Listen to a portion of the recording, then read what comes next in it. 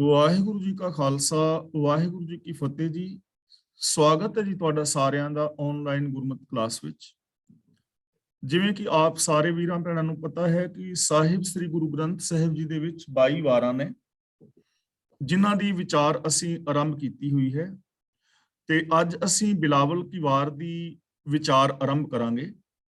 ਇਹ ਪਾਵਨ ਵਾਰ ਸਾਹਿਬ ਸ੍ਰੀ ਗੁਰੂ ਰਾਮਦਾਸ ਜੀ ਦੀ ਉਚਾਰਨ ਕੀਤੀ ਹੋਈ ਆਦਿ ਸ੍ਰੀ ਗੁਰੂ ਗ੍ਰੰਥ ਸਾਹਿਬ ਜੀ ਦੇ ਪਾਵਨ ਅੰਗ 849 ਤੇ ਅੰਕਿਤ ਹੈ। ਬਿਲਾਵਲ ਕੀ ਵਾਰ ਮਹਿਲਾ ਚੌਥਾ। ਇੱਕ ਓੰਕਾਰ ਸਤ ਗੁਰ ਪ੍ਰਸਾਦ। ਸ਼ਲੋਕ ਮਹਿਲਾ ਚੌਥਾ। ਹਰ ਉੱਤਮ ਹਰ ਪ੍ਰਭ ਗਾਵਿਆ, ਕਰਨਾਦ ਬਿਲਾਵਲ ਰਾਗ, ਉਪਦੇਸ਼ ਗੁਰੂ ਸੁਣ ਮੰਨਿਆ, ਤੁਰਮਸਤਕ ਪੂਰਾ ਭਾਗ। ਇੱਕ ਓੰਕਾਰ ਤੋਂ ਭਾਵ ਇੱਕ ਸਰਬ ਵਿਆਪਕ ਪਰਮ ਸੱਤਿਆ, ਜਿਸ ਕਰਕੇ ਉਤਪत्ति, ਲੈਤਾ, ਪਾਲਣਾ ਔਰ ਸੰਚਾਲਨ ਹੋ ਰਿਹਾ ਹੈ। ਅਦਿਸਤਾ ਜਗਤ ਜਿਸ ਦਾ ਰੂਪ ਔਰ ਸਰੂਪ ਹੈ। ਸਤ ਦਾ ਮਤਲਬ ਕਿ ਉਹ ਪ੍ਰਭੂ ਹਮੇਸ਼ਾ ਹੈ, ਸदैव ਹੈ, ਅਬਿਨਾਸ਼ੀ ਹੈ। ਗੁਰ ਪ੍ਰਸਾਦ ਤੋਂ ਭਾਵ ਕਿ ਗੁਰੂ ਦੀ ਰਹਿਮਤ, ਬਖਸ਼ਿਸ਼, ਕਿਰਪਾ, ਗਿਆਨ ਦੇ ਨਾਲ ਐਸੇ ਪ੍ਰਭੂ ਦੇ ਨਾਲ ਸਾਡਾ ਸੰਬੰਧ ਬਣਦਾ ਹੈ। ਰੱਬੀ ਰਜ਼ਾ ਦੀ, ਭਾਣੇ ਦੀ, ਗੁਣਾਂ ਦੀ, ਉਹਦੀਆਂ ਦਾਤਾਂ ਦੀ ਸਾਨੂੰ ਸਮਝ ਪੈਂਦੀ ਹੈ ਔਰ ਅਸੀਂ ਐਸੇ ਪ੍ਰਭੂ ਦੇ ਗੁਣਾਂ ਦੇ ਧਾਰਨੀ ਹੋ ਕੇ ਰੱਬ ਦੇ ਅੰਦਰ ਸਮਾ ਕੇ ਹਮੇਸ਼ਾ ਰੱਬ ਵਰਗੇ ਹੋ ਜਾਂਦੇ ਆ। ਸ਼ਲੋਕ ਮਹਿਲਾ ਚੌਥਾ। ਹਰ ਉੱਤਮ ਹਰ ਪ੍ਰਭ ਗਾਵਿਆ, ਕਰਨਾਦ ਬਿਲਾਵਲ ਰਾਗ।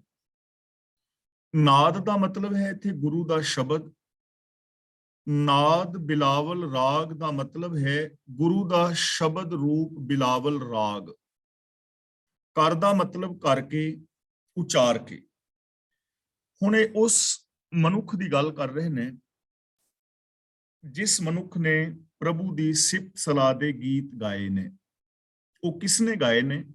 ਗੁਰੂ ਜੀ ਦੱਸਦੇ ਨੇ ਉਸ ਮਨੁੱਖ ਨੇ ਗੁਰੂ ਦਾ ਸ਼ਬਦ ਰੂਪ ਬਿਲਾਵਲ ਰਾਗ ਉਚਾਰ ਕੇ ਸਭ ਤੋਂ ਸ੍ਰੇਸ਼ਟ ਪ੍ਰਭੂ ਦੇ ਗੁਣ ਗਾਏ ਨੇ। ਹੋ ਸਕਦਾ ਹੈ ਇਹ ਸ਼ਬਦਾਵਲੀ ਸਮਝ ਨਾ ਆਈ ਹੋ ਸਾਰਿਆਂ ਨੂੰ। ਉਸ ਮਨੁੱਖ ਨੇ ਗੁਰੂ ਦਾ ਸ਼ਬਦ ਰੂਪ ਬਿਲਾਵਲ ਰਾਗ ਉਚਾਰ ਕੇ ਸਭ ਤੋਂ ਸ੍ਰੇਸ਼ਟ ਪ੍ਰਭੂ ਦੇ ਗੁਣ ਗਾਏ ਨੇ। ਯਾਨੀ ਗੁਰੂ ਦੇ ਸ਼ਬਦ ਨੂੰ ਉਸਨੇ ਬਿਲਾਵਲ ਰਾਗ ਬਣਾਇਆ ਹੈ। ਗੁਰੂ ਸ਼ਬਦ ਦਾ ਮਤਲਬ ਗੁਰੂ ਦਾ ਉਪਦੇਸ਼, ਗੁਰੂ ਦੀ ਵਿਚਾਰਧਾਰਾ। ਯਾਨੀ ਉਸ ਮਨੁੱਖ ਨੇ ਗੁਰੂ ਦੇ ਗਿਆਨ ਰਾਹੀਂ ਹਰੀ ਪ੍ਰਭੂ ਦੇ ਗੁਣ ਗਾਏ ਨੇ। ਹਰੀ ਪ੍ਰਭੂ ਦੇ ਗੁਣਾਂ ਦਾ ਉਹ ਧਾਰਨੀ ਹੋਇਆ ਹੈ। ਕੌਣ? ਉਪਦੇਸ਼ ਗੁਰੂ ਸੁਣ ਮੰਨਿਆ, ਤੁਰਮਸਤਕ ਪੂਰਾ ਭਾਗ। ਤੁਰ ਦਾ ਮਤਲਬ ਸ਼ੁਰੂ ਤੋਂ, ਮੁੱਢ ਤੋਂ। ਮਸਤਕ ਦਾ ਮਤਲਬ ਮੱਥੇ ਤੇ। ਪੂਰਾ ਭਾਗ ਦਾ ਮਤਲਬ ਜਿਸ ਤੇ ਭਾਗ ਜਾਗੇ ਨੇ। ਭਾਗ ਜਾਗਣ ਦਾ ਮਤਲਬ ਕਿ ਜੋ ਅੰਦਰ ਸੰਸਕਾਰ ਸਨ ਉਹ ਪ੍ਰਗਟ ਹੋਏ ਨੇ। ਤੁਰ ਦਾ ਮਤਲਬ ਸ਼ੁਰੂ ਤੋਂ, ਜੋ ਪਿਛਲੇ ਜ਼ਿੰਦਗੀ ਦੇ ਅੰਦਰ ਸੰਸਕਾਰ ਪੈਦਾ ਹੋਏ ਨੇ, ਜੋ ਅਸੀਂ ਕੰਮ ਕਰਦੇ ਹਾਂ, ਸੋਚਦੇ ਹਾਂ, ਵਿਚਾਰਦੇ ਹਾਂ, ਸਾਡੀ ਜ਼ਿੰਦਗੀ ਦੇ ਅੰਦਰ ਸੰਸਕਾਰ ਬਣੀ ਜਾਂਦੇ ਨੇ ਔਰ ਉਹਨਾਂ ਸੰਸਕਾਰਾਂ ਮੁਤਾਬਕ ਫਿਰ ਬੰਦਾ ਅੱਗੇ ਕਰਮ ਕਰਦਾ ਹੈ। ਤਾਂ ਗੁਰੂ ਪਾਤਸ਼ਾਹ ਜੀ ਕਹਿੰਦੇ ਨੇ ਜਿਸ ਤੇ ਮਸਤਕ ਤੇ ਕੀਤੇ ਹੋਏ ਕਰਮਾਂ ਦੇ ਬਣੇ ਸੰਸਕਾਰ ਪ੍ਰਗਟ ਹੋਏ ਨੇ, ਜਿਹਦੇ ਹਿਰਦੇ ਦੇ ਅੰਦਰ ਭਲੇ ਸੰਸਕਾਰਾਂ ਦਾ ਲੇਖ ਉਗੜਿਆ ਹੈ, ਉਹਨੇ ਸਤਿਗੁਰੂ ਦਾ ਉਪਦੇਸ਼ ਸੁਣ ਕੇ ਹਿਰਦੇ ਵਿੱਚ ਵਸਾਇਆ ਹੈ। ਉਪਦੇਸ਼ ਗੁਰੂ ਸੁਣ ਮੰਨਿਆ। ਉਹਨੇ, ਉਸ ਮਨੁੱਖ ਨੇ ਗੁਰੂ ਦੇ ਉਪਦੇਸ਼ ਨੂੰ ਸੁਣਿਆ ਹੈ ਔਰ ਗੁਰੂ ਦੇ ਉਪਦੇਸ਼ ਨੂੰ ਸੁਣ ਕੇ ਮੰਨਿਆ ਹੈ। ਭਾਵ ਗੁਰੂ ਦੇ ਉਪਦੇਸ਼ ਨੂੰ ਜ਼ਿੰਦਗੀ ਵਿੱਚ ਇੰਪਲੀਮੈਂਟ ਕੀਤਾ ਹੈ। ਤੇ ਇੰਪਲੀਮੈਂਟ ਕਿੰਨੇ ਕੀਤਾ ਹੈ? ਜਿਸ ਦੇ ਅੰਦਰ ਸੰਸਕਾਰ, ਸ਼ੁਭ ਸੰਸਕਾਰ ਉਗੜੇ ਨੇ। ਭਾਵ ਕਿ ਜਿਸ ਦਾ ਸ਼ੁਰੂ ਤੋਂ ਹੀ ਸ਼ੁਭ ਸੰਸਕਾਰਾਂ ਵਾਲਾ ਸੁਭਾਅ ਬਣਿਆ ਹੋਇਆ ਸੀ, ਉਸ ਇਨਸਾਨ ਨੇ ਗੁਰੂ ਦੇ ਉਪਦੇਸ਼ ਨੂੰ ਸੁਣ ਕੇ ਮੰਨਿਆ ਔਰ ਉਹ ਇਨਸਾਨ ਹੈ, ਉਹਨੇ ਰੱਬੀ ਗੁਣਾਂ ਨੂੰ ਗਾਇਆ, ਰੱਬੀ ਗੁਣਾਂ ਨੂੰ ਆਪਣੇ ਹਿਰਦੇ ਅੰਦਰ ਵਸਾਇਆ, ਰੱਬੀ ਗੁਣਾਂ ਨੂੰ ਇੰਪਲੀਮੈਂਟ ਕੀਤਾ। ਉਹ ਮਨੁੱਖ ਭਾਗਾਂ ਵਾਲਾ ਹੋ ਗਿਆ। ਉਹ ਇਨਸਾਨ ਦਾ ਜੀਵਨ ਮੁਬਾਰਕ ਹੋ ਗਿਆ। ਸਭ ਦਿਨ ਗੁਣ ਉਚਰੈ, ਹਰ ਹਰ ਹਰ ਉਰ ਲਿਵ ਲਾਗ। ਦਿਨਸ ਦਾ ਮਤਲਬ ਦਿਨ, ਰਹਿਣ ਦਾ ਮਤਲਬ ਰਾਤ, ਉਰ ਦਾ ਮਤਲਬ ਹਿਰਦਾ, मानसिकता, सोच। लिव ਦਾ ਮਤਲਬ ਲਗਨ। ਜੋ ਐਸਾ ਮਨੁੱਖ ਹੈ ਜੋ ਗੁਰੂ ਦੇ ਉਪਦੇਸ਼ ਨੂੰ ਸੁਣ ਕੇ ਮੰਨਦਾ ਹੈ, ਇੰਪਲੀਮੈਂਟ ਕਰਦਾ ਹੈ, ਉਹ ਮਨੁੱਖ ਸਾਰਾ ਦਿਨ ਰਾਤ ਅੱਠੇ ਪਹਿਰ ਭਾਵ ਹਰ ਸਮੇਂ ਰੱਬੀ ਗੁਣ ਗਾਉਂਦਾ ਹੈ। ਰੱਬੀ ਗੁਣ ਗਾਉਣ ਦਾ ਮਤਲਬ ਉਹ ਹਮੇਸ਼ਾ ਗੁਣਾਂ ਵਾਲੀ ਜ਼ਿੰਦਗੀ ਜੀਂਦਾ ਹੈ। ਕਿਉਂ? ਕਿ ਉਹਦੇ ਹਿਰਦੇ ਅੰਦਰ, ਉਹਦੀ ਸੋਚ ਦੇ ਅੰਦਰ ਪ੍ਰਭੂ ਦੀ ਪੱਕੀ ਲਗਨ ਲੱਗੀ ਹੋਈ ਹੈ। ਉਰ ਦਾ ਮਤਲਬ ਹਿਰਦਾ, ਲਿਵ ਦਾ ਮਤਲਬ ਲਗਨ। ਉਹਦੇ ਹਿਰਦੇ ਦੇ ਅੰਦਰ, ਉਹਦੀ ਸੋਚ ਵਿੱਚ, ਉਹਦੇ ਮਨ ਵਿੱਚ ਪੱਕੇ ਤੌਰ ਤੇ ਪ੍ਰਭੂ ਦੇ ਗੁਣਾਂ ਦੀ ਲਗਨ ਲੱਗੀ ਹੋਈ ਹੈ। ਉਹ ਹਮੇਸ਼ਾ ਗੁਣਾਂ ਦੇ ਨਾਲ ਲਗਨ ਲਗਾਈ ਰੱਖਦਾ ਹੈ ਔਰ ਦਿਨ ਰਾਤ ਰੱਬੀ ਗੁਣਾਂ ਦਾ ਧਾਰਨੀ ਹੁੰਦਾ ਹੈ। ਗੁਣਾਂ ਨੂੰ ਬੇਸ ਬਣਾ ਕੇ ਆਪਣੇ ਜੀਵਨ ਨੂੰ ਉਹ ਜੀਂਦਾ ਹੈ। ਤੇ ਉਹਦਾ ਰਿਜ਼ਲਟ ਕੀ ਨਿਕਲਦਾ ਹੈ? ਗੁਣ ਗਾਨ ਦਾ ਰਿਜ਼ਲਟ ਕੀ ਨਿਕਲਦਾ ਹੈ? ਸਭ ਤਨ ਮਨ ਹਰਿਆ ਹੋਇਆ, ਮਨ ਖਿੜਿਆ ਹਰਿਆ ਬਾਗ। ਉਹਦਾ ਸਾਰਾ ਤਨ, ਉਹਦਾ ਮਨ ਹਰਾ ਭਰਾ ਹੋ ਜਾਂਦਾ ਹੈ। ਭਾਵ ਆਤਮਿਕ ਜੀਵਨ ਦੇ ਰਸ ਦੇ ਨਾਲ ਭਰ ਜਾਂਦਾ ਹੈ ਤੇ ਉਹਦਾ ਮਨ ਇੰਜ ਖਿੜ ਜਾਂਦਾ ਹੈ ਜਿਵੇਂ ਹਰਾ ਭਰਾ ਬਾਗ ਹੁੰਦਾ ਹੈ। ਕਿਸੇ ਬਾਗ ਦੇ ਅੰਦਰ ਜਾਈਏ, ਉੱਥੇ ਸੁੰਦਰਤਾ ਹੈ, ਉੱਥੇ ਵਰਖਾਂ ਦੀ ਤਰਤੀਬ ਹੈ, ਉੱਥੇ ਫੁੱਲ ਨੇ ਔਰ ਉੱਥੇ ਫਲ ਆਦਿਕ ਨੇ। ਖਿੜਿਆ ਹੋਇਆ ਹੈ ਬਾਗ। ਇੱਥੇ ਮਨ ਖਿੜਿਆ ਹੋਇਆ ਹਰਿਆ ਬਾਗ ਦਾ ਮਤਲਬ ਇਹ ਹੈ ਕਿ ਉਸ ਮਨੁੱਖ ਦੇ ਮਨ ਅੰਦਰ ਸਤ ਸੰਤੋਖ ਆਦਿਕ ਸ਼ੁਭ ਗੁਣ ਨੇ। ਉਸ ਮਨੁੱਖ ਦੇ ਅੰਦਰ, ਮਨ ਦੇ ਅੰਦਰ ਚੰਗੀ ਸੋਚ ਹੈ, ਸਕਾਰਾਤਮਕ ਸੋਚ ਹੈ, ਚੜ੍ਹਦੀ ਕਲਾ ਹੈ, ਅੰਦਰ ਪਿਆਰ ਔਰ ਮੁਹੱਬਤ ਹੈ ਔਰ ਉਹਦਾ ਪੂਰੇ ਦਾ ਪੂਰਾ ਜੀਵਨ ਤਰਤੀਬ ਦੇ ਅੰਦਰ ਹੈ। ਮਨ ਔਰ ਤਨ ਕਰਕੇ ਉਹ ਸ਼ਾਂਤ ਰਹਿੰਦਾ ਹੈ। ਕੌਣ ਰਹਿੰਦਾ ਮਨ ਤਨ ਕਰਕੇ ਸ਼ਾਂਤ?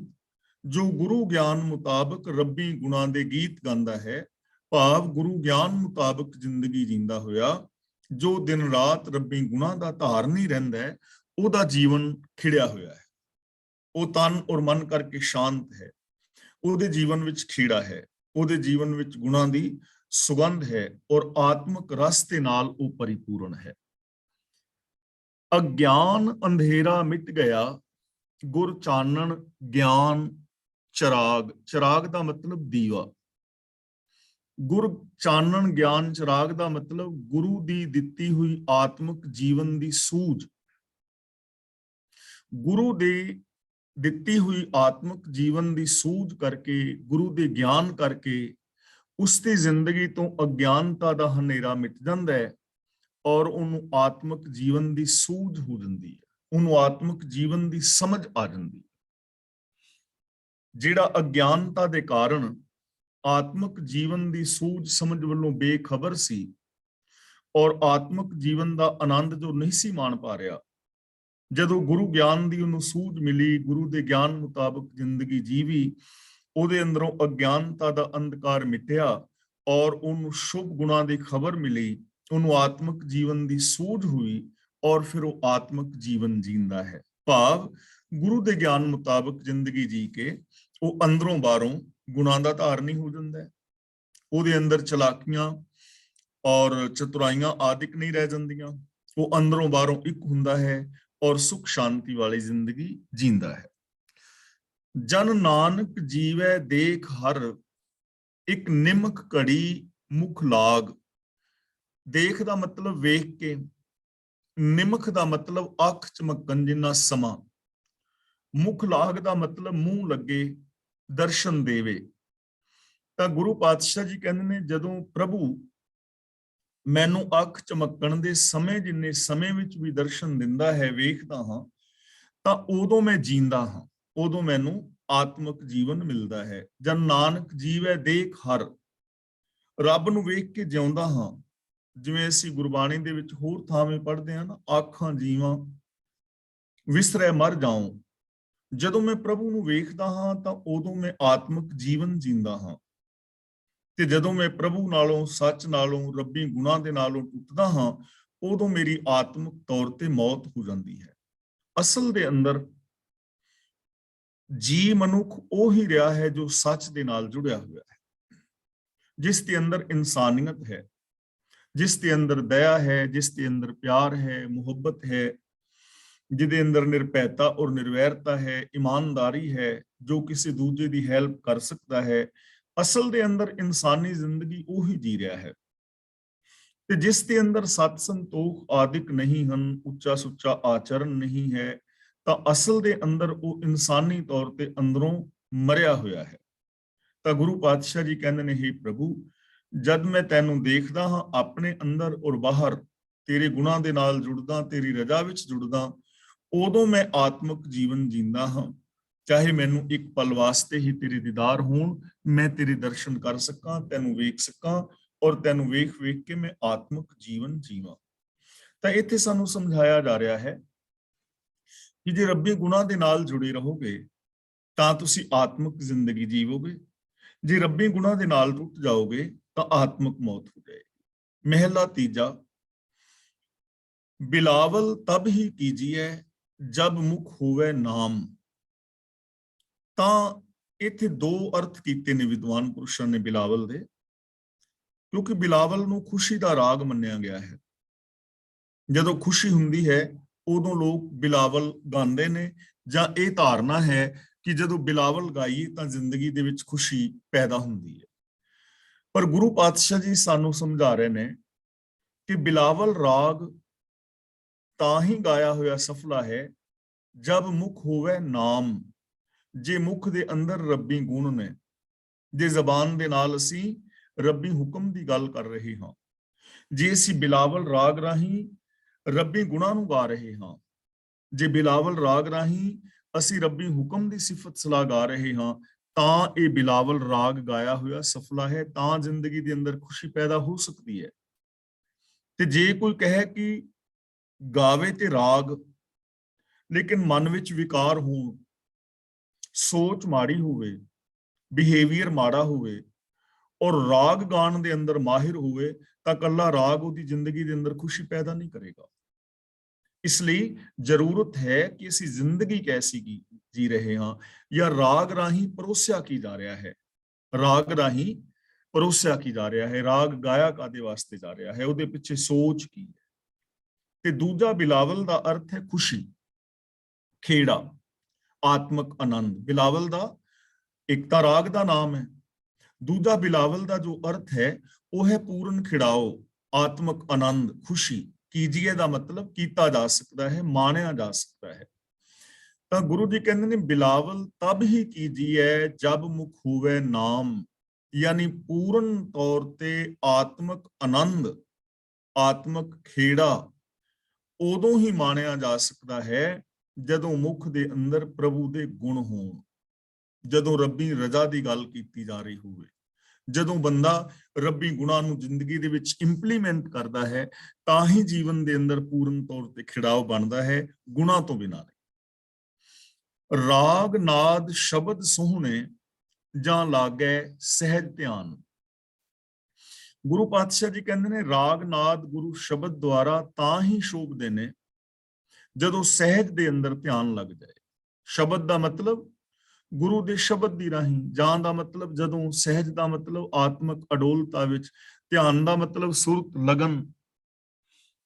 ਤਾਂ ਰਾਗ ਨਾਦ ਵੀ ਗੁਰੂ ਸ਼ਬਦ ਰਾਹੀਂ ਤਾਂ ਹੀ ਸੋਹਣੇ ਲੱਗਦੇ ਨੇ ਜਦੋਂ ਸ਼ਬਦ ਦੀ ਬਰਕਤ ਦੇ ਨਾਲ ਮਨੁੱਖ ਦੀ ਲਗਨ ਆਤਮਿਕ ਅਡੋਲਤਾ ਵਿੱਚ ਲੱਗ ਜਾਏ, ਸੁਰਤ ਆਤਮਿਕ ਅਡੋਲਤਾ ਵਿੱਚ ਜੁੜ ਜਾਏ। ਤੇ ਸਹਿਜ ਦਾ ਮਤਲਬ ਹੈ ਮਨ, ਬਚਨ ਔਰ ਕਰਮ ਦੀ ਇਕਸਾਰਤਾ। ਜਦੋਂ ਸੁਰਤ ਦੇ ਅੰਦਰ ਵੀ ਸੱਚ ਹੋਵੇ, ਬਚਨਾਂ ਵਿੱਚ ਵੀ ਸੱਚ ਹੋਵੇ, ਬਿਹੇਵੀਅਰ ਵਿੱਚ ਵੀ ਸੱਚ ਹੋਵੇ, ਜਦੋਂ ਆਤਮਿਕ ਅਡੋਲਤਾ ਦੇ ਅੰਦਰ ਲਗਨ ਲੱਗ ਜਾਏ, ਸੁਰਤ ਜੁੜ ਜਾਏ, ਤਾਂ ਗੁਰੂ ਸ਼ਬਦ ਰਾਹੀਂ ਉਦੋਂ ਹੀ ਰਾਗਨਾਦ ਸੋਹਣੇ ਲੱਗਦੇ। ਤੇ ਜੇਕਰ ਜੀਵਨ ਦੇ ਅੰਦਰ ਸੁਰਤ ਦਾ ਟਿਕਾਵ ਨਹੀਂ, ਜੇ ਜੀਵਨ ਦੇ ਅੰਦਰ, ਸੋਚ ਦੇ ਅੰਦਰ ਸ਼ੁਭ ਗੁਣ ਨਹੀਂ, ਆਚਰਨ ਉੱਚਾ ਨਹੀਂ, ਗੁਣ ਜਾਂ ਬਿਹੇਵੀਅਰ ਜਿਹੜਾ ਹੈ ਚੰਗਾ ਨਹੀਂ ਹੈ, ਬਿਹੇਵੀਅਰ ਚੰਗਾ ਨਹੀਂ, ਵਰਤਾਵ ਚੰਗਾ ਨਹੀਂ, ਤੇ ਜੇ ਬੰਦਾ ਚੰਗੇ ਤੋਂ ਚੰਗੇ ਨਾਦ ਵੀ ਵਜਾਈ ਜਾਏ, ਚੰਗੇ ਤੋਂ ਚੰਗੇ ਰਾਗ ਵੀ ਗਾਈ ਜਾਏ, ਤਾਂ ਉਹਦੇ ਨਾਲ ਜ਼ਿੰਦਗੀ ਵਿੱਚ ਕੋਈ ਫਰਕ ਪੈਣ ਵਾਲਾ ਨਹੀਂ ਹੈ।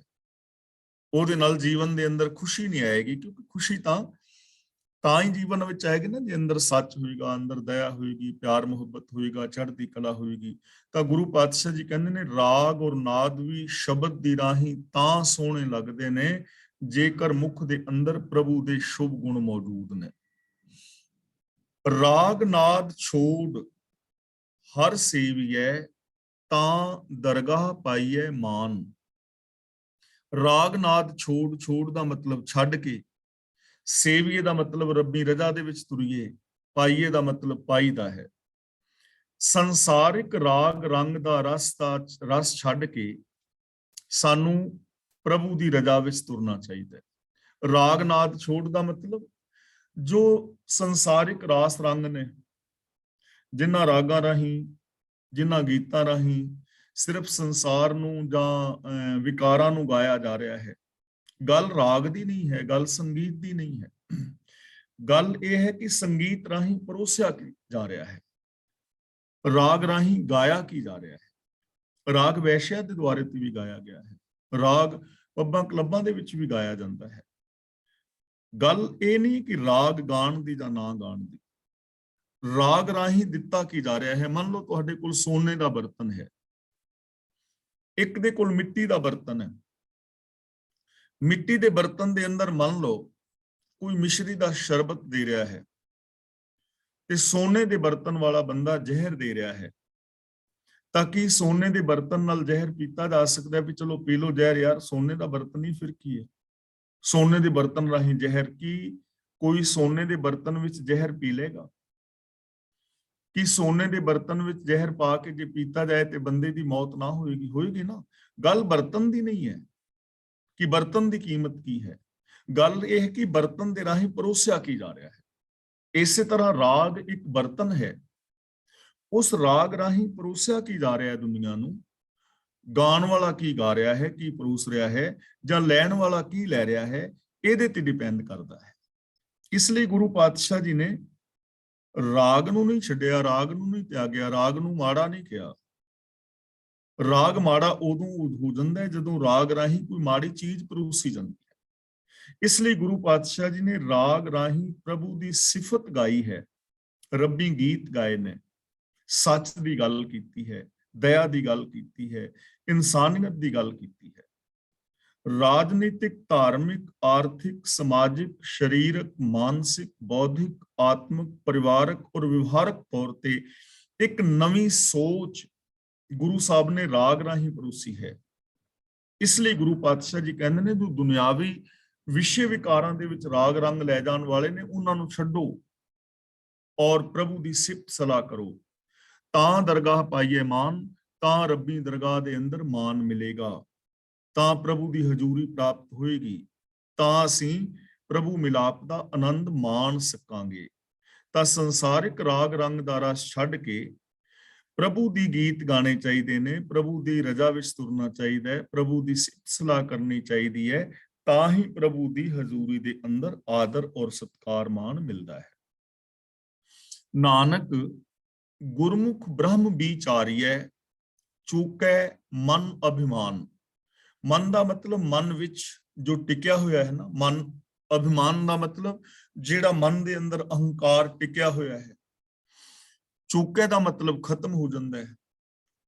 ਗੁਰਮੁਖ ਦਾ ਮਤਲਬ ਗੁਰੂ ਦੇ ਸਨਮੁਖ ਹੋ ਕੇ, ਵਿਚਾਰੀਏ ਦਾ ਮਤਲਬ ਜੇ ਮਨ ਦੇ ਅੰਦਰ ਟਿਕਾਈਏ। ਤਾਂ ਗੁਰੂ ਜੀ ਕਹਿੰਦੇ ਨੇ ਜੇ ਗੁਰੂ ਦੇ ਸਨਮੁਖ ਹੋ ਕੇ ਪ੍ਰਭੂ ਦੇ ਗੁਣਾਂ ਨੂੰ, ਰੱਬੀ ਯਾਦ ਨੂੰ ਆਪਣੇ ਮਨ ਵਿੱਚ ਟਿਕਾਈਏ, ਤਾਂ ਮਨ ਦੇ ਅੰਦਰ ਟਿਕਿਆ ਹੋਇਆ ਹੰਕਾਰ ਦੂਰ ਹੋ ਜਾਂਦਾ ਹੈ, ਮਨ ਦੇ ਅੰਦਰ ਟਿਕੀ ਹੋਈ ਹਉਮੈ ਦੂਰ ਹੋ ਜਾਂਦੀ ਹੈ, ਮੇਰ ਤੇਰ ਦੇ ਵਿਤਕਰੇ ਮਿਟ ਜਾਂਦੇ ਨੇ, ਹੋਰ ਪਾਪ ਔਰ ਵਿਕਾਰ ਮਿਟ ਜਾਂਦੇ ਨੇ ਜਦੋਂ ਅਸੀਂ ਰੱਬੀ ਗੁਣਾਂ ਨੂੰ ਆਪਣੇ ਹਿਰਦੇ ਦੇ ਅੰਦਰ ਟਿਕਾਉਂਦੇ ਹਾਂ। ਜਿਵੇਂ ਕਿਸੇ ਕਮਰੇ ਦੇ ਅੰਦਰ ਹਨੇਰਾ ਹੈ ਤਾਂ ਉੱਥੇ ਦੀਵਾ ਜਗਾਉਣ ਦੇ ਨਾਲ ਹਨੇਰਾ ਆਪੇ ਹੀ ਚਲਾ ਜਾਂਦਾ ਹੈ, ਖਤਮ ਹੋ ਜਾਂਦਾ ਹੈ, ਚਾਨਣਾ ਹੋ ਜਾਂਦਾ ਹੈ।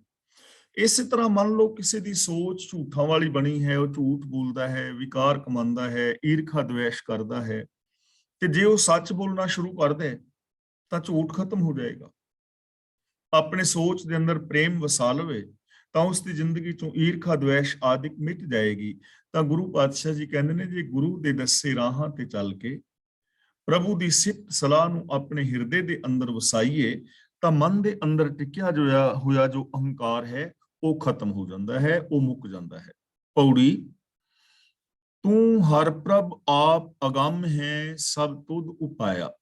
ਅਗੰਮ ਦਾ ਮਤਲਬ ਪਹੁੰਚ ਤੋਂ ਪਰੇ, ਅੰਤ ਤੋਂ ਰਹਿਤ। ਅਗੰਮ ਦਾ ਮਤਲਬ ਅਪਹੁੰਚ, ਜੋ ਜੀਵਾਂ ਦੀ ਪਹੁੰਚ ਤੋਂ ਪਰੇ ਹੈ। ਸਭ ਦਾ ਮਤਲਬ ਸਾਰੇ, ਤੁਧ ਦਾ ਮਤਲਬ ਤੂੰ। हे ਪ੍ਰਭੂ, ਤੂੰ ਆਪ ਹੀ ਸਭ ਜੀਵਾਂ ਦਾ ਮਾਲਕ ਹੈ। ਸਾਰੇ ਜੀਵ ਤੂੰ ਆਪ ਹੀ ਪੈਦਾ ਕੀਤੇ ਨੇ ਔਰ ਤੂੰ ਜੀਵਾਂ ਦੀ ਪਹੁੰਚ ਤੋਂ ਪਰੇ ਹੈ। ਯਾਨੀ ਇਹ ਸਾਰੀ ਰਚਨਾ, ਸਾਰੇ ਜੀਵ ਜੰਤ ਤੇਰੇ ਨੇ।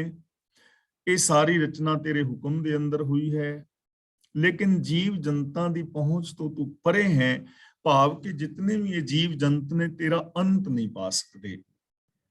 ਔਰ ਇੱਕ ਹਕੀਕਤ ਹੈ ਕਿ ਇਹ ਸੰਸਾਰ ਦਾ ਅੰਤ ਪਾਣਾ ਇੰਪੋਸੀਬਲ ਹੈ।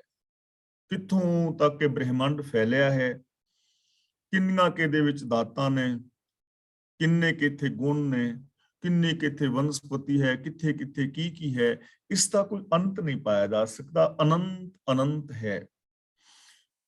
ਤਾਂ ਇਥੋਂ ਸਾਡੀ ਜ਼ਿੰਦਗੀ ਦੇ ਵਿੱਚ ਇੱਕ ਬਹੁਤ ਵੱਡੀ ਪੋਸੀਬਿਲਿਟੀ ਜਿਹੜੀ ਨਿਕਲਦੀ ਹੈ, ਜੋ ਆਪਾਂ ਰੋਜ਼ ਵਿਚਾਰ ਕਰ ਰਹੇ ਹਾਂ, ਕਿ ਸਾਡੇ ਜੀਵਨ ਦੇ ਅੰਦਰ ਵੀ ਵਿਕਾਸ ਕਰਨ ਦਾ ਅਨੰਤ ਸੰਭਾਵਨਾ ਹੈ। ਵਿਕਾਸ ਦੀ, ਚਾਹੇ ਉਹ ਸਾਇੰਸ ਦੀ ਦੁਨੀਆ ਹੈ, ਧਰਮ ਦੀ ਦੁਨੀਆ ਹੈ, ਜਾਂ ਅਸੀਂ ਸਾਡੇ ਆਪਣੇ ਗੁਣ ਨੇ, ਜਾਂ ਸਾਡਾ ਦਿਮਾਗ ਹੈ, ਜਿੰਨਾ ਵੀ ਅਸੀਂ ਚਾਹੀਏ ਵਿਸਥਾਰ ਕਰ ਸਕਦੇ ਹਾਂ। ਕੋਈ ਅੰਤ ਨਹੀਂ ਹੈ।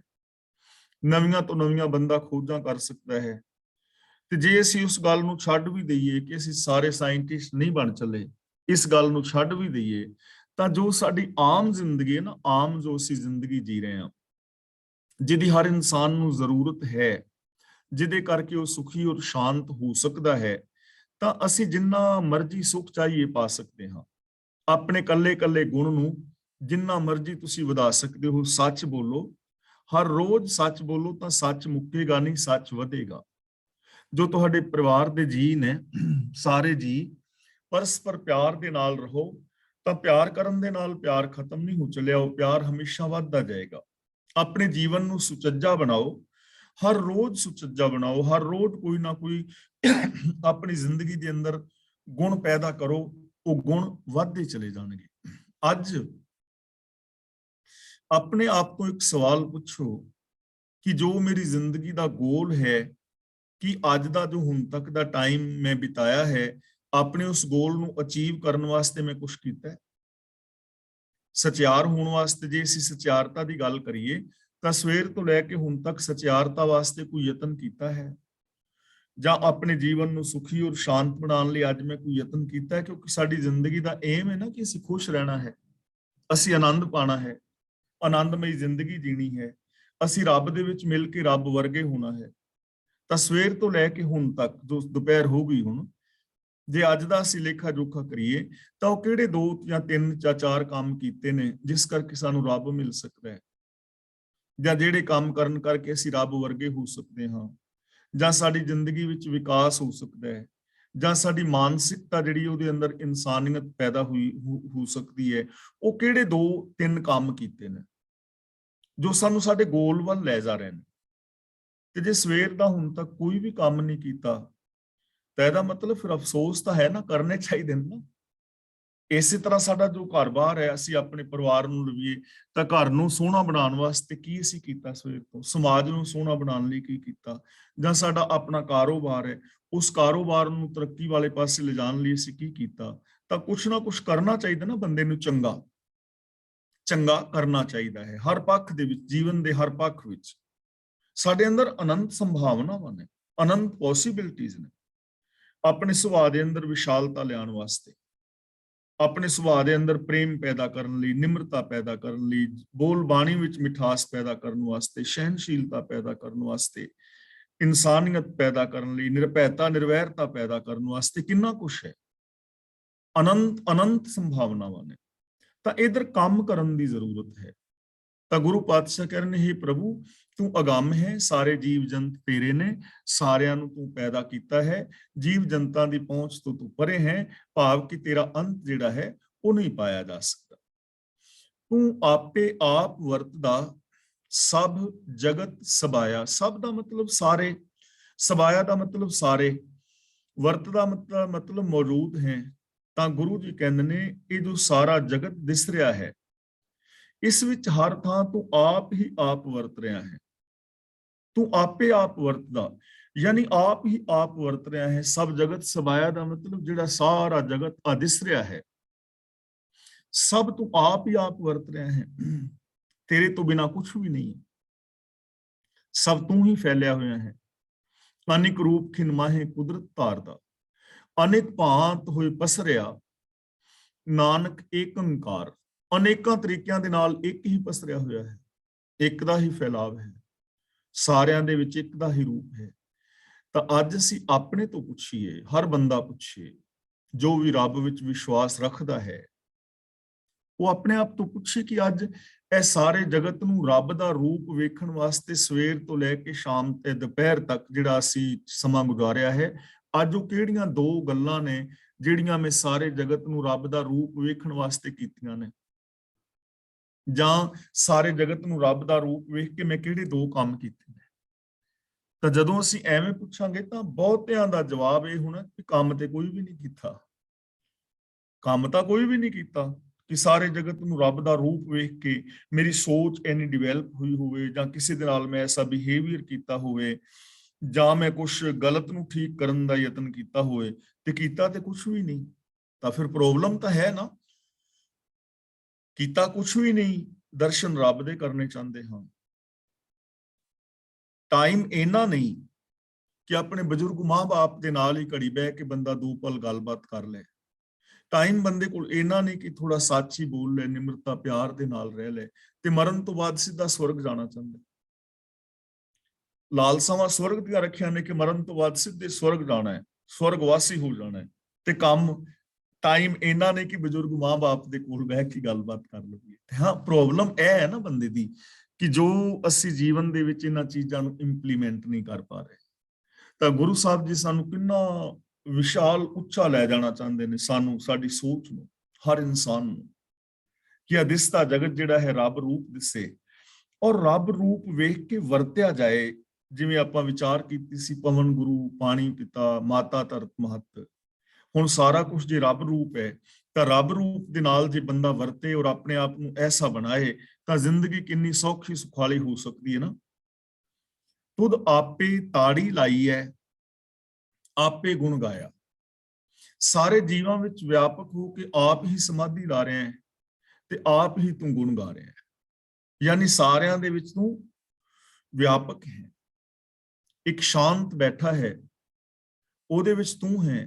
ਇੱਕ ਤੇਰੇ ਗੁਣਾਂ ਦਾ ਧਾਰਨੀ ਹੈ, ਉਹਦੇ ਵਿੱਚ ਤੂੰ ਹੈ। ਸਾਰਿਆਂ ਦੇ ਅੰਦਰ ਤੂੰ ਆਪ ਹੈ, ਸਾਰਿਆਂ ਦੇ ਵਿੱਚ ਤੂੰ ਹੈ। ਸਾਰੇ ਤੇਰਾ ਰੂਪ ਨੇ। ਹਰ ਲਹਿਰ ਸਮੁੰਦਰ ਦੀ ਪਾਣੀ ਦਾ ਰੂਪ ਹੈ। ਇਹ ਨਹੀਂ ਕਿ ਕੋਈ ਇੱਕ ਲਹਿਰ ਪਾਣੀ ਹੋਵੇ ਤੇ ਦੂਜੀ ਪੱਥਰ ਹੋਵੇ, ਤੀਜੀ ਮਿੱਟੀ ਹੋਵੇ, ਤੇ ਚੌਥੀ ਚਟਾਨ ਹੋਵੇ, ਤੇ ਪੰਜਵੀਂ ਕੁਛ ਹੋਰ ਹੋਵੇ। ਐਵੇਂ ਨਹੀਂ ਹੈ, ਹਰ ਲਹਿਰ ਹੀ ਪਾਣੀ ਹੈ। ਸਮੁੰਦਰ ਦੀ ਹਰ ਬੂੰਦ ਪਾਣੀ ਹੈ। ਸਮੁੰਦਰ ਦੀ ਹਰ ਬੂੰਦ ਦਾ ਫਾਰਮੂਲਾ H2O ਹੈ। ਧਰਤੀ ਦਾ ਹਰ ਕਣ ਧਰਤੀ ਦਾ ਅੰਗ ਹੈ, ਧਰਤੀ ਦਾ ਅੰਗ ਹੈ। ਇਸੇ ਤਰ੍ਹਾਂ ਜਿੰਨੇ ਵੀ ਜੀਵ ਜੰਤ ਨੇ, ਅਸੀਂ ਸਭ ਉਸ ਪ੍ਰਭੂ ਦੀਆਂ ਹੀ ਲਹਿਰਾਂ ਔਰ ਉਹਦੇ ਹੀ ਬੁਲਬੁਲੇ ਹਾਂ, ਉਹਦੇ ਹੀ ਅੰਗ ਹਾਂ। ਰੱਬ ਤੋਂ ਵੱਖਰੇ ਨਹੀਂ ਹਾਂ। ਇਹ ਚੀਜ਼ ਸਮਝਣ ਵਾਲੀ ਹੈ ਲੋਕਾਂ ਵਾਸਤੇ। ਜੇ ਇਸ ਰੂਪ ਦੇ ਅੰਦਰ ਪ੍ਰਭੂ ਨੂੰ, ਰੱਬ ਨੂੰ ਵੇਖਿਆ ਜਾਏ, ਤਾਂ ਕਿੰਨਾ ਸੌਖਾ, ਸੁਖਾਲਾ, ਸੁਹਾਵਣਾ, ਮਹਾਨ ਜੀਵਨ ਹੋ ਸਕਦਾ ਹੈ। ਲੇਕਿਨ ਪ੍ਰੋਬਲਮ ਫਿਰ ਉੱਥੇ ਦੀ ਉੱਥੇ ਹੀ ਹੈ। ਰੱਬ ਨੂੰ ਉੱਤੇ ਬੈਠਾ ਵੇਖਣਾ ਚਾਹੁੰਦੇ ਹਾਂ, ਆਪਣੇ ਆਪ ਨੂੰ ਵੱਖਰਾ ਰੱਖਣਾ ਚਾਹੁੰਦੇ ਹਾਂ। ਔਰ ਦੂਜੀ ਪ੍ਰੋਬਲਮ ਇਹ ਹੈ ਕਿ ਰੱਬ ਦੀ ਰਜ਼ਾ ਵਿੱਚ ਨਹੀਂ ਤੁਰਨਾ ਚਾਹੁੰਦੇ, ਰੱਬ ਨੂੰ ਆਪਣੇ ਮੁਤਾਬਕ ਤੁਰਨਾ ਚਾਹੁੰਦੇ ਹਾਂ ਕਿ ਰੱਬਾ 100 ਰੁਪਏ ਦੇ ਪਤਾਸੇ ਚੜਾ ਦਿਆਂਗਾ, ਲੱਖ ਦੀ ਲਾਟਰੀ ਕੱਢ ਦੇ। ਯਾਨੀ ਲਾਟਰੀ ਕਢਾਉਣਾ ਚਾਹੁੰਦੇ ਆ, 100 ਰੁਪਇਆ ਦੇ ਕੇ ਅਸੀਂ ਰੱਬ ਦੇ ਸਿਸਟਮ ਨੂੰ ਬਦਲਣਾ ਚਾਹੁੰਦੇ ਆ ਕਿ ਅੱਜ 5 ਰੁਪਈਆਂ ਦਾ ਮੈਂ ਪ੍ਰਸ਼ਾਦ ਚੜਾ ਦਿਆਂਗਾ, ਸੂਰਜ 1 ਘੰਟਾ ਲੇਟ ਛਿਪੇ। ਯਾਨੀ 5 ਰੁਪਈਆਂ ਦੇ ਨਾਲ ਸੂਰਜ ਨੂੰ ਲੇਟ ਕਰਨਾ ਚਾਹੁੰਦੇ ਆ। ਪੂਰੇ ਯੂਨੀਵਰਸ ਦੇ ਨੇਮਾਂ ਨੂੰ ਚੇਂਜ ਕਰਨਾ ਚਾਹ ਰਹੇ ਆ, ਆਪ ਨੇਮਾਂ ਮੁਤਾਬਕ ਬੰਦਾ ਨਹੀਂ ਚੱਲਣਾ ਚਾਹ ਰਿਹਾ। ਤਾਂ ਗੁਰੂ ਜੀ ਕਹਿੰਦੇ ਨੇ, ਹੇ ਪ੍ਰਭੂ, ਤੂੰ ਤਾੜੀ ਲਾਉਣ ਵਾਲਿਆਂ ਵਿੱਚ ਵੀ ਔਰ ਗੁਣ ਗਾਉਣ ਵਾਲਿਆਂ ਦੇ ਵਿੱਚ ਵੀ ਆਪ ਹੀ ਸਮਾਇਆ। ਹਰ ਧਿਆਵਹੁ ਭਗਤਹੁ ਦਿਨਸ ਰਾਤ, ਅੰਤ ਲੈ ਛਡਾਇਆ। ਧਿਆਵੋ ਦਾ ਮਤਲਬ ਧਿਆਨ ਧਰੋ, ਲਗਨ ਲਾਓ। ਦਿਨਸ ਰਾਤ ਦਾ ਮਤਲਬ ਦਿਨ ਰਾਤ, ਹਰ ਵੇਲੇ। ਕਿ ਹੇ ਰੱਬ ਦੇ ਪਿਆਰ ਵਾਲਿਓ, ਹਮੇਸ਼ਾ ਰੱਬੀ ਗੁਣਾਂ ਨੂੰ ਆਪਣੇ ਧਿਆਨ ਦੇ ਅੰਦਰ ਰੱਖੋ। ਹਮੇਸ਼ਾ ਰੱਬ ਨੂੰ ਸਰਬ ਵਿਆਪਕ ਕਰਕੇ ਜਾਣੋ। ਅੰਤ ਲੈ ਛਡਾਇਆ ਆਖਿਰ ਨੂੰ ਰੱਬ ਹੀ ਸਾਨੂੰ ਔਗਣਾਂ ਤੋਂ ਦੁੱਖਾਂ ਤੋਂ ਬਚਾਉਂਦਾ ਹੈ, ਸਾਨੂੰ ਆਤਮਿਕ ਮੌਤ ਤੋਂ ਬਚਾਉਂਦਾ ਹੈ। ਆਖਿਰ ਨੂੰ ਤੁਹਾਨੂੰ ਬਚਾ ਲਵੇਗਾ। ਆਖਿਰ ਬਚਾਉਣ ਵਾਲਾ ਰੱਬ ਹੀ ਹੈ, ਰੱਬੀ ਗੁਣ ਹੀ ਬਚਾ ਸਕਦਾ ਹੈ। ਜੇ ਅਸੀਂ ਜ਼ਿੰਦਗੀ ਵਿੱਚ ਦੁੱਖਾਂ ਤੋਂ ਬਚਣਾ ਚਾਹੁੰਦੇ ਹਾਂ, ਅਸ਼ਾਂਤੀ ਤੋਂ ਬਚਣਾ ਚਾਹੁੰਦੇ ਹਾਂ, ਚਿੰਤਾਵਾਂ ਤੋਂ ਬਚਣਾ ਚਾਹੁੰਦੇ ਹਾਂ, ਤਾਂ ਉਹਦੇ ਵਾਸਤੇ ਫਾਰਮੂਲਾ ਕੀ ਹੈ? ਅਖੀਰ ਸਾਨੂੰ ਇਹ ਹੀ ਕਹਿਣਾ ਪੈਣਾ ਕਿ ਗੁਣਾਂ ਦੇ ਧਾਰਨੀ ਹੋ ਕੇ, ਸੱਚ ਦੇ ਧਾਰਨੀ ਹੋ ਕੇ, ਮਨ ਬਚਨ ਕਰਮ ਕਰਕੇ ਹਰ ਇਨਸਾਨ ਸੱਚਾ ਹੋ ਜਾਏ ਤਾਂ ਸਮਾਜ ਦਾ ਵਿਕਾਸ ਹੋ ਜਾਏਗਾ, ਭਲਾ ਹੋ ਜਾਏਗਾ, ਚੋਰੀਆਂ, ਬੇਈਮਾਨੀਆਂ, ਠੱਗੀਆਂ ਬੰਦ ਹੋ ਜਾਣਗੀਆਂ। ਅਖੀਰ ਸਾਨੂੰ ਇਹ ਕਹਿਣਾ ਹੀ ਪੈਣਾ ਹੈ, ਇਹ ਬ੍ਰਹਿਮੰਡੀ ਸੱਚ ਹੈ, ਯੂਨੀਵਰਸਲ ਟਰੁੱਥ ਹੈ ਕਿ ਸੱਚ ਦੇ ਨਾਲ ਜੁੜ ਕੇ ਹੀ ਸੁਖੀ ਔਰ ਸ਼ਾਂਤ ਹੋਇਆ ਜਾ ਸਕਦਾ ਹੈ। ਇਸ ਲਈ ਪਿਆਰਿਓ, ਆਖਿਰ ਰੱਬ ਹੀ ਛਡਾਉਂਦਾ ਹੈ ਵਿਕਾਰਾਂ ਤੋਂ, ਪਾਪਾਂ ਤੋਂ, ਅਪਰਾਧਾਂ ਤੋਂ, ਬੰਧਨਾਂ ਤੋਂ। ਇਸ ਲਈ ਉਹਨੂੰ ਹਰ ਟਾਈਮ ਧਿਆਨ ਦੇ ਵਿੱਚ ਰੱਖੋ, ਆਪਣੇ ਧਿਆਨ ਵਿੱਚ ਰੱਬੀ ਗੁਣਾਂ ਨੂੰ ਵਸਾਓ, ਰੱਬੀ ਗੁਣਾਂ ਨੂੰ ਗਾਓ, ਗੁਣਾਂ ਦੇ ਧਾਰਨੀ ਹੋਵੋ। ਜਿਨ ਸੇਵਿਆ ਤਿਨ ਸੁਖ ਪਾਇਆ, ਹਰ ਨਾਮ ਸਮਾਇਆ। ਜਿਨ ਦਾ ਮਤਲਬ ਜਿਸ ਨੇ। ਜਦੋਂ ਵੀ ਜਿਨ ਔਰ ਤਿਨ ਦੇ ਨਾਲ ਸਿਹਾਰੀ ਹੋਵੇ ਹਮੇਸ਼ਾ ਇੱਕ ਵਚਨੀ ਸ਼ਬਦ ਹੁੰਦਾ ਹੈ। ਜਦੋਂ ਜਿਨ ਔਰ ਤਿਨ ਦਾ ਨੰਨਾ ਮੁਕਤਾ ਹੋਵੇ ਉਦੋਂ ਉਹ ਬਹੁਵਚਨੀ ਸ਼ਬਦ ਹੁੰਦੇ ਨੇ। ਇੱਥੇ ਜਿਨ ਦਾ ਮਤਲਬ ਜਿਸ ਨੇ ਸਿੰਗੂਲਰ ਸ਼ਬਦ ਹੈ। ਜਿਨ ਸੇਵਿਆ ਤਿਨ ਸੁਖ ਪਾਇਆ। ਜਿਨ ਸੇਵਿਆ ਦਾ ਮਤਲਬ ਜੋ ਰੱਬੀ ਰਜ਼ਾ ਦੇ ਵਿੱਚ ਤੁਰਿਆ, ਜਿਸ ਨੇ ਰੱਬ ਦੇ ਗੀਤ ਗਾਏ। ਤਿਨ ਸੁਖ ਪਾਇਆ, ਉਹਨੇ ਆਤਮਿਕ ਸੁਖ ਪਾ ਲਿਆ। ਹਰ ਨਾਮ ਸਮਾਇਆ ਦਾ ਮਤਲਬ ਹਰੀ ਨਾਮ ਦੇ ਅੰਦਰ ਹੀ ਸਮਾ ਗਿਆ, ਗੁਣਾਂ ਦੇ ਵਿੱਚ ਹੀ ਉਹ ਲੀਨ ਹੋ ਗਿਆ। ਜਿਸ ਮਨੁੱਖ ਨੇ ਵੀ ਪ੍ਰਭੂ ਦੀ ਸੇਵਾ ਭਗਤੀ ਕੀਤੀ, ਰੱਬੀ ਰਜ਼ਾ ਵਿੱਚ ਤੁਰਿਆ, ਉਹਨੇ ਹੀ ਸੁਖ ਪ੍ਰਾਪਤ ਕਰ ਲਿਆ, ਕਿਉਂਕਿ ਉਹ ਹਮੇਸ਼ਾ ਪ੍ਰਭੂ ਦੇ ਨਾਮ ਵਿੱਚ ਹੀ ਸਮਾਇਆ ਰਹਿੰਦਾ ਹੈ। ਨਾਮ ਦਾ ਮਤਲਬ ਰੱਬੀ ਗੁਣ, ਰੱਬੀ ਹੁਕਮ। ਸਮਾਇਆ ਹੋਇਆ ਦਾ ਮਤਲਬ ਲੀਨ ਹੈ, ਉਹ ਹਰ ਪਲ ਰੱਬੀ ਹੁਕਮ ਦੇ ਵਿੱਚ ਲੀਨ ਹੈ, ਹਰ ਪਲ ਆਪਣੀ ਜ਼ਿੰਦਗੀ ਰੱਬੀ ਰਜ਼ਾ ਵਿੱਚ ਜੀ ਰਿਹਾ ਹੈ, ਹਰ ਪਲ ਉਹ ਗੁਣਾਂ ਨੂੰ ਯੂਜ਼ ਕਰ ਰਿਹਾ ਹੈ। ਉਹਦੀ ਸੁਰਤੀ ਬਿਰਤੀ ਹਮੇਸ਼ਾ ਗੁਣਾਂ ਦੇ ਅੰਦਰ ਲੀਨ ਰਹਿੰਦੀ ਹੈ, ਇਸ ਲਈ ਉਹਨੇ ਹਮੇਸ਼ਾ ਹਮੇਸ਼ਾ ਸੁਖ ਪਾਇਆ ਹੈ। ਸ਼ਲੋਕ ਮਹਿਲਾ ਤੀਜਾ। ਦੂਜੈ ਭਾਏ ਬਿਲਾਵਲ ਨਾ ਹੋਵਈ, ਮਨਮੁਖ ਥਾਏ ਨਾ ਪਾਏ। ਭਾਏ ਦਾ ਮਤਲਬ ਪਿਆਰ, ਦੂਜੇ ਭਾਏ ਦਾ ਮਤਲਬ ਪ੍ਰਭੂ ਨੂੰ ਭੁਲਾ ਕੇ ਕਿਸੇ ਹੋਰ ਦੇ ਪਿਆਰ ਵਿੱਚ, ਮਾਇਆ ਵਿੱਚ ਭਟਕਿਆ। ਬਿਲਾਵਲ ਦਾ ਮਤਲਬ ਆਤਮਿਕ ਆਨੰਦ, ਖੁਸ਼ੀ। ਮਨਮੁਖ ਦਾ ਮਤਲਬ ਆਪ ਹੁਦਰਾ ਮਨੁੱਖ। ਥਾਏ ਨਾ ਪਾਏ ਦਾ ਮਤਲਬ ਪ੍ਰਵਾਨ ਨਹੀਂ ਹੁੰਦਾ। ਤਾਂ ਮਾਇਆ ਦੇ ਮੋਹ ਵਿੱਚ ਟਿਕੇ ਰਿਹਾ, ਆਤਮਿਕ ਆਨੰਦ ਨਹੀਂ ਮਿਲਦਾ। ਦੂਜੇ ਭਾਏ ਬਿਲਾਵਲ ਨਾ ਹੋਵਈ, ਮੇਰ ਤੇਰ ਦੇ ਵਿਤਕਰੇ। ਮਾਇਆ ਵਾਲੀ ਸੋਚ ਵਿੱਚ ਰਿਹਾ, ਬਿਲਾਵਲ ਨਾ ਹੋਵਈ, ਆਤਮਿਕ ਆਨੰਦ ਨਹੀਂ ਮਿਲਦਾ, ਖੁਸ਼ੀ ਨਹੀਂ ਮਿਲਦੀ। ਮਨਮੁਖ ਥਾਏ ਨਾ ਪਾਏ, ਮਨਮੁਖ ਦਾ ਮਤਲਬ ਆਪ ਹੁਦਰਾ, ਜੋ ਗੁਰੂ ਗਿਆਨ ਮੁਤਾਬਕ ਜ਼ਿੰਦਗੀ ਨਹੀਂ ਜੀ ਰਿਹਾ, ਜੋ ਰੱਬੀ ਰਜ਼ਾ ਨੂੰ ਨਹੀਂ ਮੰਨ ਰਿਹਾ, ਜੋ ਲਾ ਆਫ ਨੇਚਰ ਨੂੰ ਤੋੜ ਰਿਹਾ ਹੈ, ਜੋ ਕੁਦਰਤ ਦੇ ਨਿਯਮਾਵਲੀ ਮੁਤਾਬਕ ਜ਼ਿੰਦਗੀ ਨਹੀਂ ਜੀਂਦਾ, ਜੋ ਆਪ ਹੁਦਰਾ ਹੈ, ਤਾਂ ਉਹ ਕਦੇ ਵੀ ਪ੍ਰਭੂ ਦੇ ਦਰ ਤੇ ਪ੍ਰਵਾਨ ਨਹੀਂ ਹੈ। ਉਹਦਾ ਜੀਵਨ ਕਦੇ ਵੀ ਸਫਲ ਨਹੀਂ ਹੈ। ਉਸ ਦੀ ਜ਼ਿੰਦਗੀ ਦੇ ਅੰਦਰ ਕਦੇ ਵੀ ਸੁਖ ਸ਼ਾਂਤੀ ਨਹੀਂ ਹੈ, ਜੋ ਕਿਸੇ ਮਾਨ ਮਰਿਆਦਾ ਦੇ ਵਿੱਚ ਨਹੀਂ ਹੈ। ਹੁਣ ਦੇਖੋ, ਇਹਨਾਂ ਚੀਜ਼ਾਂ ਨੂੰ ਜੇ ਅਸੀਂ ਆਪਣੇ ਘਰ ਪਰਿਵਾਰਾਂ ਵੱਲ ਇੱਕ ਝਾਤ ਮਾਰ ਕੇ ਵੇਖੀਏ ਤਾਂ ਸਿਸਟਮ ਹੈ ਨਾ ਘਰ ਪਰਿਵਾਰਾਂ ਦਾ, ਜਿਨ੍ਹਾਂ ਘਰ ਪਰਿਵਾਰਾਂ ਵਿੱਚ ਇੱਕ ਦੂਜੇ ਦਾ ਮਾਣ ਹੈ, ਆਦਰ ਹੈ, ਸਤਿਕਾਰ ਹੈ, ਵਿਸ਼ਵਾਸ ਬਣਿਆ ਹੋਇਆ ਹੈ, ਚੰਗੀ ਜ਼ਿੰਦਗੀ ਜੀਂਦੇ ਨੇ, ਨੇਮਾਂ ਨੂੰ ਫੋਲੋ ਕਰ ਰਹੇ ਨੇ, ਚੰਗੇ ਗੁਣਾਂ ਦੇ ਧਾਰਨੀ ਨੇ, ਉਹ ਸੁਖੀ ਔਰ ਸ਼ਾਂਤ ਨੇ।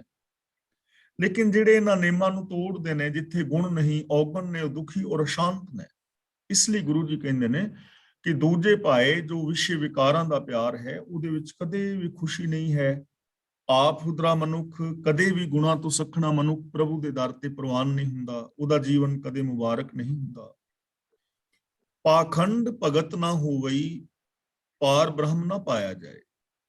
ਪਾਖੰਡ ਦਾ ਮਤਲਬ ਪਾਖੰਡ ਦੇ ਰਾਹੀਂ, ਪਖੰਡ ਦੇ ਰਾਹੀਂ, ਤੇ ਪਖੰਡ ਦਾ ਮਤਲਬ ਹੈ ਅੰਦਰੋਂ ਹੋਰ ਤੇ ਬਾਹਰੋਂ ਹੋਰ। ਪਖੰਡ ਕੀ ਹੁੰਦਾ ਹੈ? ਬੰਦਾ ਅੰਦਰੋਂ ਹੋਰ ਹੈ, ਬਾਹਰੋਂ ਹੋਰ ਹੈ। ਬਾਹਰੋਂ ਬੜੇ ਸੋਹਣੇ ਚਿੱਟੇ ਕੱਪੜੇ ਪਾਏ ਨੇ, ਚਿੱਟੀ ਦਸਤਾਰ ਬੰਨੀ ਹੈ, ਲੰਬਾ ਚੋਲਾ ਪਾਇਆ ਹੈ, ਪੈਰਾਂ ਵਿੱਚ ਖੜਾਵਾਂ ਨੇ, 2-4 ਮਾਲਾ ਵੀ ਗਲ ਵਿੱਚ ਪਾਈਆਂ ਨੇ, ਹੱਥ ਵਿੱਚ ਵੀ ਮਾਲਾ ਫੇਰ ਰਿਹਾ ਹੈ, ਅੱਖਾਂ ਵੀ ਬੰਦ ਨੇ, ਨਾਲ 5-4 ਸੇਵਕ ਵੀ ਨੇ।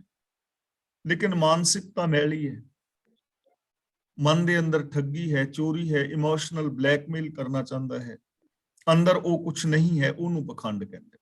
अंदरों होर बाहरों होर, बाहरों पहनावा धार्मिक है लेकिन अंदर सच्चाई नहीं है। बाहरों लोगों ਨੂੰ ਕਿਹਾ ਜਾ ਰਿਹਾ है सच बोलो, प्यार नाल रहो, पर अंदर सच और प्यार नहीं है। ऐसा इंसान कदे भी प्रभु दे दर ते प्रवान नहीं। जिन मन होर मुख होर से कांडे कच्चिया, वो लोग कच्चे ने, वो असल मार्ग तो खुंजे हुए ने, जिन्हां दे मन विच कुछ होर है और मुख दे अंदर कुछ होर है।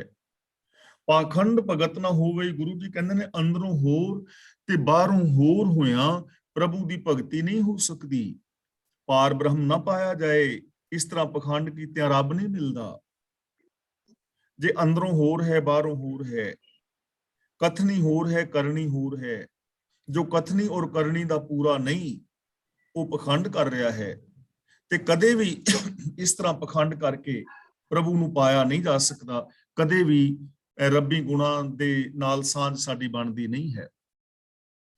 ਮਨ ਹੱਠ ਕਰਮ ਕਮਾਵਣੇ ਥਾਏ ਨਾ ਕੋਈ ਪਾਏ।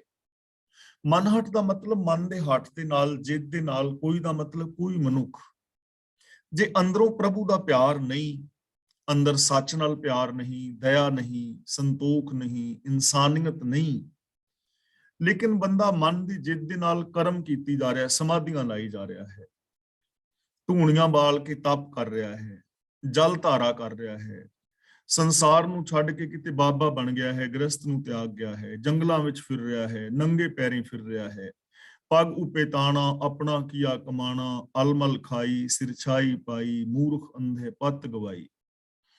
वर्त रख रहा है, श्राद्ध कर रहा है, नराते कर रहा है, होर जप तप कर रहा है, पाठ पूजा कर रहा है, पर अंदर गुण नहीं। तो गुरु जी कहते हैं ऐसे कर्म जिन्ने मर्जी कमाई जाओ, मनमुख कर्म कमावने थाए ना काई पाए कोई पाए।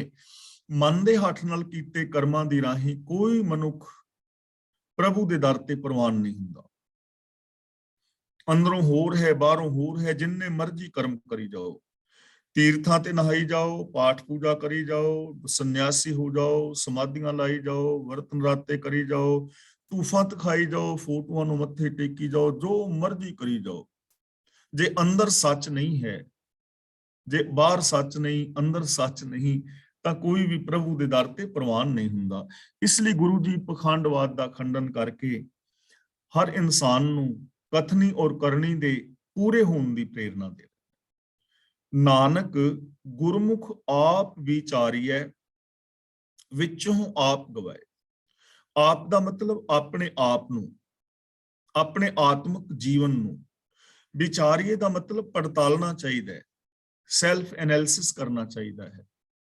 ਆਪ ਗਵਾਏ ਦਾ ਮਤਲਬ ਆਪਾ ਭਾਵ ਦੂਰ ਕਰਕੇ, ਈਗੋ ਹੰਕਾਰ ਦੂਰ ਕਰਕੇ। ਤਾਂ ਗੁਰੂ ਜੀ ਕਹਿੰਦੇ ਨੇ ਅੰਦਰੋਂ ਆਪਾ ਭਾਵ ਦੂਰ ਕਰਕੇ, ਆਪਣੀ ਹਉਮੈ ਦੂਰ ਕਰਕੇ, ਗੁਰੂ ਦੀ ਸ਼ਰਣੀ ਪੈ ਕੇ ਆਪਣਾ ਆਤਮਿਕ ਜੀਵਨ ਪੜਚੋਲਣਾ ਚਾਹੀਦਾ ਹੈ, ਆਪਣੇ ਆਪੇ ਦੀ ਵਿਚਾਰ ਕਰਨੀ ਚਾਹੀਦੀ ਹੈ। ਔਰ ਹਕੀਕਤ ਹੈ ਜਦੋਂ ਅਸੀਂ ਆਪਣੇ ਆਪੇ ਦੀ ਵਿਚਾਰ ਕਰਾਂਗੇ ਤਾਂ ਹੀ ਸਾਡੇ ਜੀਵਨ ਦੇ ਅੰਦਰ ਕੋਈ ਚੇਂਜਿੰਗ ਆ ਸਕਦੀ ਹੈ। ਆਪਣੇ ਆਪ ਦਾ ਪਤਾ ਤਾਂ ਲੱਗੇ ਕਿ ਅਸੀਂ ਖੜੇ ਕਿੱਥੇ ਹਾਂ। ਮੈਂ ਬੇਨਤੀ ਰੋਜ਼ ਕਰ ਰਿਹਾ ਹਾਂ, ਆਮ ਮਨੁੱਖ ਨੂੰ, ਬਹੁ ਗਿਣਤੀ ਲੋਕਾਂ ਨੂੰ ਆਪਣੇ ਆਪੇ ਦਾ ਪਤਾ ਨਹੀਂ ਹੈ ਕਿ ਅਸੀਂ ਕਿੱਥੇ ਖੜੇ ਹਾਂ, ਮੇਰੀ ਸੋਚ ਕਿੱਥੇ ਖੜੀ ਹੈ, ਮੇਰੀ ਸੋਚ ਕਿੱਥੇ ਖੜੀ ਹੈ, ਮਾਨਸਿਕ ਤੌਰ ਤੇ ਮੈਂ ਕਿੱਥੇ ਖੜਾ ਹਾਂ, ਬੌਧਿਕ ਤੌਰ ਤੇ ਮੈਂ ਕਿੱਥੇ ਖੜਾ ਹਾਂ।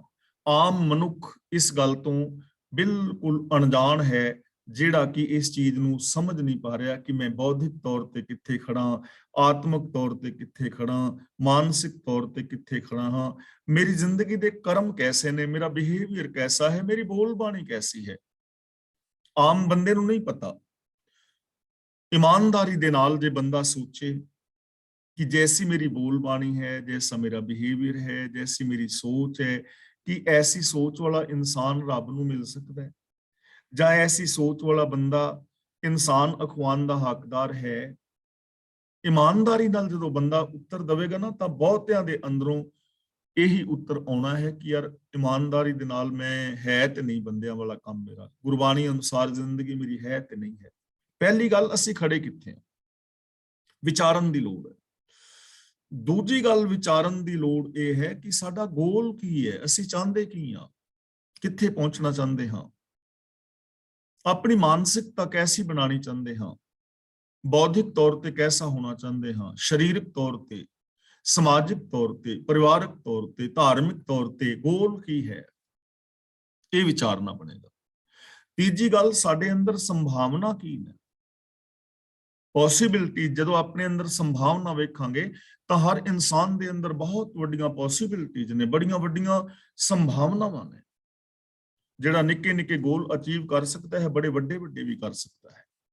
ਸਾਡੇ ਅੰਦਰ ਸੰਭਾਵਨਾ ਹੈ, ਅਸੀਂ ਸਚਿਆਰ ਹੋ ਸਕਦੇ ਹਾਂ। ਸਾਡੇ ਅੰਦਰ ਸੰਭਾਵਨਾ ਹੈ, ਜ਼ਿੰਦਗੀ ਦੇ ਅੰਦਰ ਅਸੀਂ ਕਾਮਯਾਬੀ ਹਾਸਲ ਕਰ ਸਕਦੇ ਹਾਂ। ਸਾਡੇ ਅੰਦਰ ਸੰਭਾਵਨਾ ਹੈ, ਅਸੀਂ ਗੁਰਮਤਿ ਆਸ਼ੇ ਅਨੁਸਾਰ ਜ਼ਿੰਦਗੀ ਜੀ ਸਕਦੇ ਹਾਂ। ਔਰ ਸਾਡੇ ਅੰਦਰ ਸੰਭਾਵਨਾ ਹੈ ਕਿ ਅਸੀਂ ਗੁਰਮਤਿ ਦਾ, ਗੁਰਬਾਣੀ ਦਾ ਪ੍ਰਚਾਰ ਔਰ ਪ੍ਰਸਾਰ ਕਰ ਸਕਦੇ ਹਾਂ। ਵਿਚਾਰਨ ਦੀ ਲੋੜ ਹੈ, ਲੇਕਿਨ ਆਪਣਾ ਆਪਾ ਗਵਾ ਕੇ, ਈਗੋ ਗਵਾ ਕੇ, ਜੇ ਈਗੋ ਨੂੰ ਮੁੱਖ ਰੱਖ ਕੇ ਵਿਚਾਰਾਂਗੇ ਫਿਰ ਨਹੀਂ, ਫਿਰ ਅਸੀਂ ਪੱਖਪਾਤ ਕਰਾਂਗੇ, ਫਿਰ ਅਸੀਂ ਦੂਜਿਆਂ ਨੂੰ ਨੀਵਾਂ ਦੱਸਾਂਗੇ, ਆਪਣੇ ਆਪ ਨੂੰ ਚੰਗਾ ਦੱਸਾਂਗੇ। ਤਾਂ ਗੁਰੂ ਜੀ ਕਹਿੰਦੇ ਨੇ, ਹੇ ਭਾਈ, ਅੰਦਰੋਂ ਆਪਾ ਭਾਵ ਦੂਰ ਕਰਕੇ, ਗੁਰੂ ਦੀ ਸ਼ਰਣੀ ਪੈ ਕੇ ਆਪਣੇ ਆਤਮਿਕ ਜੀਵਨ ਨੂੰ ਪੜਚੋਲਣਾ ਚਾਹੀਦਾ ਹੈ। ਆਪੇ ਆਪ ਪਾਰ ਬ੍ਰਹਮ ਹੈ, ਪਾਰ ਬ੍ਰਹਮ ਵਸਿਆ ਮਨ ਆਏ। ਜਦੋਂ ਅਸੀਂ ਆਤਮਿਕ ਜੀਵਨ ਨੂੰ ਪੜਚੋਲਾਂਗੇ ਨਾ, ਗੁਰੂ ਦੇ ਦੱਸੇ ਰਾਹਾਂ ਤੇ ਚੱਲ ਕੇ, ਗੁਰੂ ਗਿਆਨ ਰਾਹੀਂ ਇਸ ਦੁਨੀਆ ਨੂੰ ਵੇਖਾਂਗੇ, ਤਾਂ ਫਿਰ ਸਾਨੂੰ ਪਤਾ ਲੱਗੇਗਾ ਕਿ ਪ੍ਰਭੂ ਜੋ ਆਪ ਹੀ ਆਪ ਹੈ ਨਾ, ਉਹ ਫਿਰ ਸਾਡੇ ਮਨ ਦੇ ਅੰਦਰ ਆ ਕੇ ਵਸ ਜਾਏਗਾ। ਆਪੇ ਆਪ ਪਾਰ ਬ੍ਰਹਮ ਹੈ। ਸਾਨੂੰ ਸਮਝ ਆ ਜਾਏਗੀ ਕਿ ਇਹ ਚਾਰ ਚੁਫੇਰੇ ਉਹ ਪ੍ਰਭੂ ਆਪ ਹੀ ਆਪ ਪਸਰਿਆ ਹੋਇਆ ਹੈ, ਆਪ ਹੀ ਆਪ ਫੈਲਿਆ ਹੋਇਆ ਹੈ। ਚਾਰ ਚੁਫੇਰੇ ਰੱਬੀ ਗੁਣ ਫੈਲੇ ਹੋਏ ਨੇ। ਸਤ, ਸੰਤੋਖ, ਦਇਆ, ਧਰਮ, ਧੀਰਜ ਹਰ ਥਾਂ ਦੇ ਉੱਤੇ ਮੌਜੂਦ ਨੇ। ਖੁਸ਼ੀਆਂ, ਖੇੜੇ, ਆਨੰਦ, ਪ੍ਰਸੰਨਤਾ ਹਰ ਥਾਂ ਤੇ ਮੌਜੂਦ ਹੈ। ਸਫਲਤਾਵਾਂ ਹਰ ਥਾਂ ਤੇ ਬਿਖਰੀਆਂ ਪਈਆਂ ਨੇ। ਫਿਰ ਉਹ ਪ੍ਰਭੂ ਸਾਡੇ ਮਨ ਵਿੱਚ ਆ ਕੇ ਵਸ ਜਾਏਗਾ, ਉਹਦੇ ਗੁਣ ਸਾਡੇ ਮਨ ਵਿੱਚ ਆ ਕੇ ਵਸ ਜਾਣਗੇ। ਜਦੋਂ ਅਸੀਂ ਗੁਰੂ ਗਿਆਨ ਮੁਤਾਬਕ ਆਪਣੇ ਆਪੇ ਦੀ ਪੜਚੋਲ ਕਰਾਂਗੇ, ਆਪਣੇ ਆਪੇ ਨੂੰ ਵੇਖਾਂਗੇ ਕਿ ਸਾਡੇ ਅੰਦਰ ਔਗੁਣ ਕਿੰਨੇ ਨੇ, ਗੁਣ ਕਿੰਨੇ ਨੇ, ਕਿਹੜੀਆਂ ਚੀਜ਼ਾਂ ਨੇ ਜੋ ਸਾਨੂੰ ਇਨਸਾਨੀਅਤ ਤੋਂ ਦੂਰ ਲੈ ਜਾ ਰਹੀਆਂ ਨੇ, ਉਹ ਕਿਹੜੇ ਗੁਣ ਨੇ ਜੋ ਸਾਨੂੰ ਇਨਸਾਨੀਅਤ ਦੇ ਨਜ਼ਦੀਕ ਲਿਆ ਸਕਦੇ ਨੇ। ਜਦੋਂ ਅਸੀਂ ਐਵੇਂ ਆਪਣੇ ਆਪੇ ਬਾਰੇ ਸੋਚਾਂਗੇ ਤਾਂ ਪਾਰ ਬ੍ਰਹਮ ਪ੍ਰਭੂ ਸਾਡੇ ਮਨ ਵਿੱਚ ਆ ਵਸੇਗਾ। ਜੰਮਣ ਮਰਣਾ ਕੱਟਿਆ, ਜੋਤੀ ਜੋਤ ਮਿਲਾਏ। ਇੱਥੇ ਜੰਮਣ ਮਰਨਾ ਦਾ ਮਤਲਬ ਹੈ ਜੰਮਣ ਤੋਂ ਲੈ ਕੇ ਮਰਨ ਤੱਕ ਦਾ ਦੁੱਖ। ਜੰਮਣ ਮਰਨਾ ਦਾ ਮਤਲਬ ਜਨਮ ਤੋਂ ਲੈ ਕੇ ਮਰਨ ਤੱਕ ਸਾਰਾ ਜੀਵਨ। ਕੱਟਿਆ ਦਾ ਮਤਲਬ ਕੱਟਿਆ ਜਾਂਦਾ ਹੈ। ਜੋਤੀ ਜੋਤ ਮਿਲਾਏ ਦਾ ਮਤਲਬ ਜੋਤ ਦੇ ਅੰਦਰ ਜੋਤ ਮਿਲ ਜਾਂਦੀ ਹੈ। ਤਾਂ ਜਦੋਂ ਪ੍ਰਭੂ ਦੀ ਜੋਤ ਵਿੱਚ ਆਪਣੀ ਸੁਰਤ ਜੋੜ ਦਈਏ, ਜੋਤੀ ਜੋਤ ਮਿਲਾਏ ਦਾ ਮਤਲਬ ਆਪਣੀ ਸੋਚ ਨੂੰ ਰੱਬ ਦੀ ਸੋਚ ਵਿੱਚ ਮਿਲਾ ਦਈਏ। ਜੰਮਣ ਮਰਨਾ ਕੱਟਿਆ ਤਾਂ ਜਨਮ ਤੋਂ ਲੈ ਕੇ ਮਰਨ ਤੱਕ ਦਾ ਫਿਰ ਸਾਰਾ ਦੁੱਖ ਕੱਟਿਆ ਜਾਂਦਾ ਹੈ। ਫਿਰ ਅਸ਼ਾਂਤੀ ਖਤਮ ਹੋ ਜਾਂਦੀ ਹੈ। ਜਿਵੇਂ ਇੱਕ ਨਿੱਕੀ ਜਿਹੀ ਬੂੰਦ ਸਮੁੰਦਰ ਵਿੱਚ ਮਿਲ ਕੇ ਸਮੁੰਦਰ ਬਣ ਜਾਏ ਤਾਂ ਉਹਦੀ ਭਟਕਣਾ ਖਤਮ ਹੋ ਜਾਂਦੀ ਹੈ। ਜਦੋਂ ਕੋਈ ਨਦੀ, ਨਾਲੇ, ਦਰਿਆ ਦਾ ਪਾਣੀ ਸਮੁੰਦਰ ਵਿੱਚ ਮਿਲ ਜਾਏ ਤਾਂ ਉਹਦੀ ਭੱਜ ਦੌੜ ਖਤਮ ਹੋ ਜਾਂਦੀ ਹੈ। ਸਮੁੰਦਰ ਵਿੱਚ ਮਿਲ ਗਿਆ, ਉਹਦੀ ਭੱਜ ਦੌੜ ਖਤਮ ਹੋ ਗਈ। ਇਸੇ ਤਰ੍ਹਾਂ ਜਦੋਂ ਸਾਡੀ ਸੁਰਤ ਮੀਨਸ ਜੋ ਸਾਡੀ ਸੋਚ ਹੈ ਰੱਬੀ ਸੋਚ ਦੇ ਅੰਦਰ ਸਮਾ ਜਾਏ ਤਾਂ ਫਿਰ ਜ਼ਿੰਦਗੀ ਭਰ ਦਾ ਜਿਹੜਾ ਦੁੱਖ ਹੈ ਉਹ ਕੱਟਿਆ ਜਾਂਦਾ ਹੈ, ਭਟਕਣਾ ਮੁੱਕ ਜਾਂਦੀ ਹੈ। ਮਹਿਲਾ ਤੀਜਾ, ਬਿਲਾਵਲ ਕਰਿਓ ਤੁਮ ਪਿਆਰਿਓ, ਏਕਸ ਸਿਉ ਲਿਵ ਲਾਏ। ਲਿਵ ਦਾ ਮਤਲਬ ਇੱਥੇ ਹੈ ਲਗਨ, ਲਿਵ ਦਾ ਮਤਲਬ ਇੱਥੇ ਸਮਾਧੀ ਨਹੀਂ ਹੈ। ਬਿਲਾਵਲ ਦਾ ਮਤਲਬ ਆਤਮਿਕ ਆਨੰਦ। ਏਕਸ ਸਿਉ ਲਿਵ ਲਾਏ ਦਾ ਮਤਲਬ ਇੱਕ ਪ੍ਰਭੂ ਦੇ ਨਾਲ ਲਗਨ ਲਗਾ ਕੇ ਕਿ ਹੇ ਪਿਆਰੇ ਸੱਜਣੋ, ਇੱਕ ਪ੍ਰਭੂ ਦੇ ਨਾਲ ਲਗਨ ਲਗਾ ਕੇ ਤੁਸੀਂ ਆਤਮਿਕ ਆਨੰਦ ਮਾਣਦੇ ਰਹੋ। ਬਿਲਾਵਲ ਕਰਿਓ ਦਾ ਮਤਲਬ ਆਤਮਿਕ ਆਨੰਦ ਮਾਣੋ, ਖੁਸ਼ੀਆਂ ਮਾਣੋ। ਇੱਕ ਦੇ ਨਾਲ ਲਗਨ ਲਗਾ ਕੇ, ਇੱਕ ਦੇ ਨਾਲ ਜਿਸ ਦੀ ਲਗਨ ਲੱਗੇਗੀ, ਇੱਕ ਤਾਂ ਉਹ ਸਭ ਦੇ ਨਾਲ ਬਿਹੇਵੀਅਰ ਇੱਕ ਜੈਸਾ ਕਰੇਗਾ। ਇੱਕ ਦੇ ਨਾਲ ਜਿਸ ਦੀ ਲਗਨ ਲੱਗੇਗੀ ਉਹ ਅੰਦਰੋਂ ਬਾਹਰੋਂ ਇੱਕ ਹੋਏਗਾ। ਇੱਕ ਦੇ ਨਾਲ ਜਿਸ ਦੀ ਲਗਨ ਲੱਗੇਗੀ, ਇੱਕ ਓੰਕਾਰ ਤੋਂ ਲੈ ਕੇ ਗੁਰ ਪ੍ਰਸਾਦ ਤੱਕ ਜੋ ਰੱਬੀ ਗੁਣ ਨੇ ਉਹਨਾਂ ਦੇ ਨਾਲ ਉਹਦਾ ਸੰਬੰਧ ਹੋਏਗਾ, ਉਹ ਗੁਣ ਉਹਦੇ ਅੰਦਰ ਵਸਦੇ ਹੋਣਗੇ। ਤਾਂ ਉਹ ਇਨਸਾਨ ਸੁਖੀ ਔਰ ਸ਼ਾਂਤ ਹੋਏਗਾ। ਇਸ ਲਈ हे ਪਿਆਰਿਓ, ਇੱਕ ਦੇ ਨਾਲ ਲਗਨ ਲਗਾ ਕੇ ਤੁਸੀਂ ਹਮੇਸ਼ਾ ਆਤਮਿਕ ਆਨੰਦ ਮਾਣਦੇ ਰਹੋ। ਕਿੰਨਾ ਸੌਖਾ ਸਾਧਨ ਹੈ। ਜਨਮ ਮਰਨ ਦੁੱਖ ਕੱਟਿਐ, ਸੱਚੇ ਰਹਿ ਸਮਾਏ। ਜਨਮ ਮਰਨ ਦਾ ਮਤਲਬ ਜਨਮ ਤੋਂ ਲੈ ਕੇ ਮਰਨ ਤੱਕ ਸਾਰੀ ਉਮਰ ਦਾ ਦੁੱਖ ਕੱਟਿਆ ਜਾਂਦਾ ਹੈ। ਸੱਚੇ ਰਹਿ ਸਮਾਏ ਦਾ ਮਤਲਬ ਜਿਹੜੇ ਸੱਚ ਦੇ ਅੰਦਰ ਸਮਾ ਜਾਂਦੇ ਨੇ, ਜੋ ਸਦਾ ਥਿਰ ਪ੍ਰਭੂ ਦੇ ਅੰਦਰ ਸਮਾਏ ਰਹਿੰਦੇ ਨੇ, ਉਹਨਾਂ ਦੇ ਸਾਰੇ ਜਨਮ ਦਾ ਦੁੱਖ ਕੱਟਿਆ ਜਾਂਦਾ ਹੈ। ਹੁਣ ਰੱਬ ਦੇ ਅੰਦਰ ਕੌਣ ਸਮਾਇਆ ਹੋਇਆ ਹੈ? ਜਿਹਦੀ ਸੋਚ ਦੇ ਅੰਦਰ ਰੱਬੀ ਗੁਣ ਨੇ, ਜਿਹਦੀ ਸੋਚ ਸੱਚ ਵਿੱਚ ਲੀਨ ਹੈ, ਜਿਹਦੀ ਸੋਚ ਦਇਆ ਧਰਮ ਦੇ ਵਿੱਚ ਲੀਨ ਹੈ, ਜਿਸ ਦੀ ਜ਼ਬਾਨ ਤੇ ਸੱਚ ਔਰ ਦਇਆ ਧਰਮ ਹੈ, ਜਿਸ ਦੇ ਬਿਹੇਵੀਅਰ ਦੇ ਅੰਦਰ ਸੱਚ ਦਇਆ ਧਰਮ ਆਦਿਕ ਸ਼ੁਭ ਗੁਣ ਨੇ, ਉਹ ਸੱਚੇ ਦੇ ਅੰਦਰ ਸਮਾਇਆ ਹੋਇਆ ਹੈ।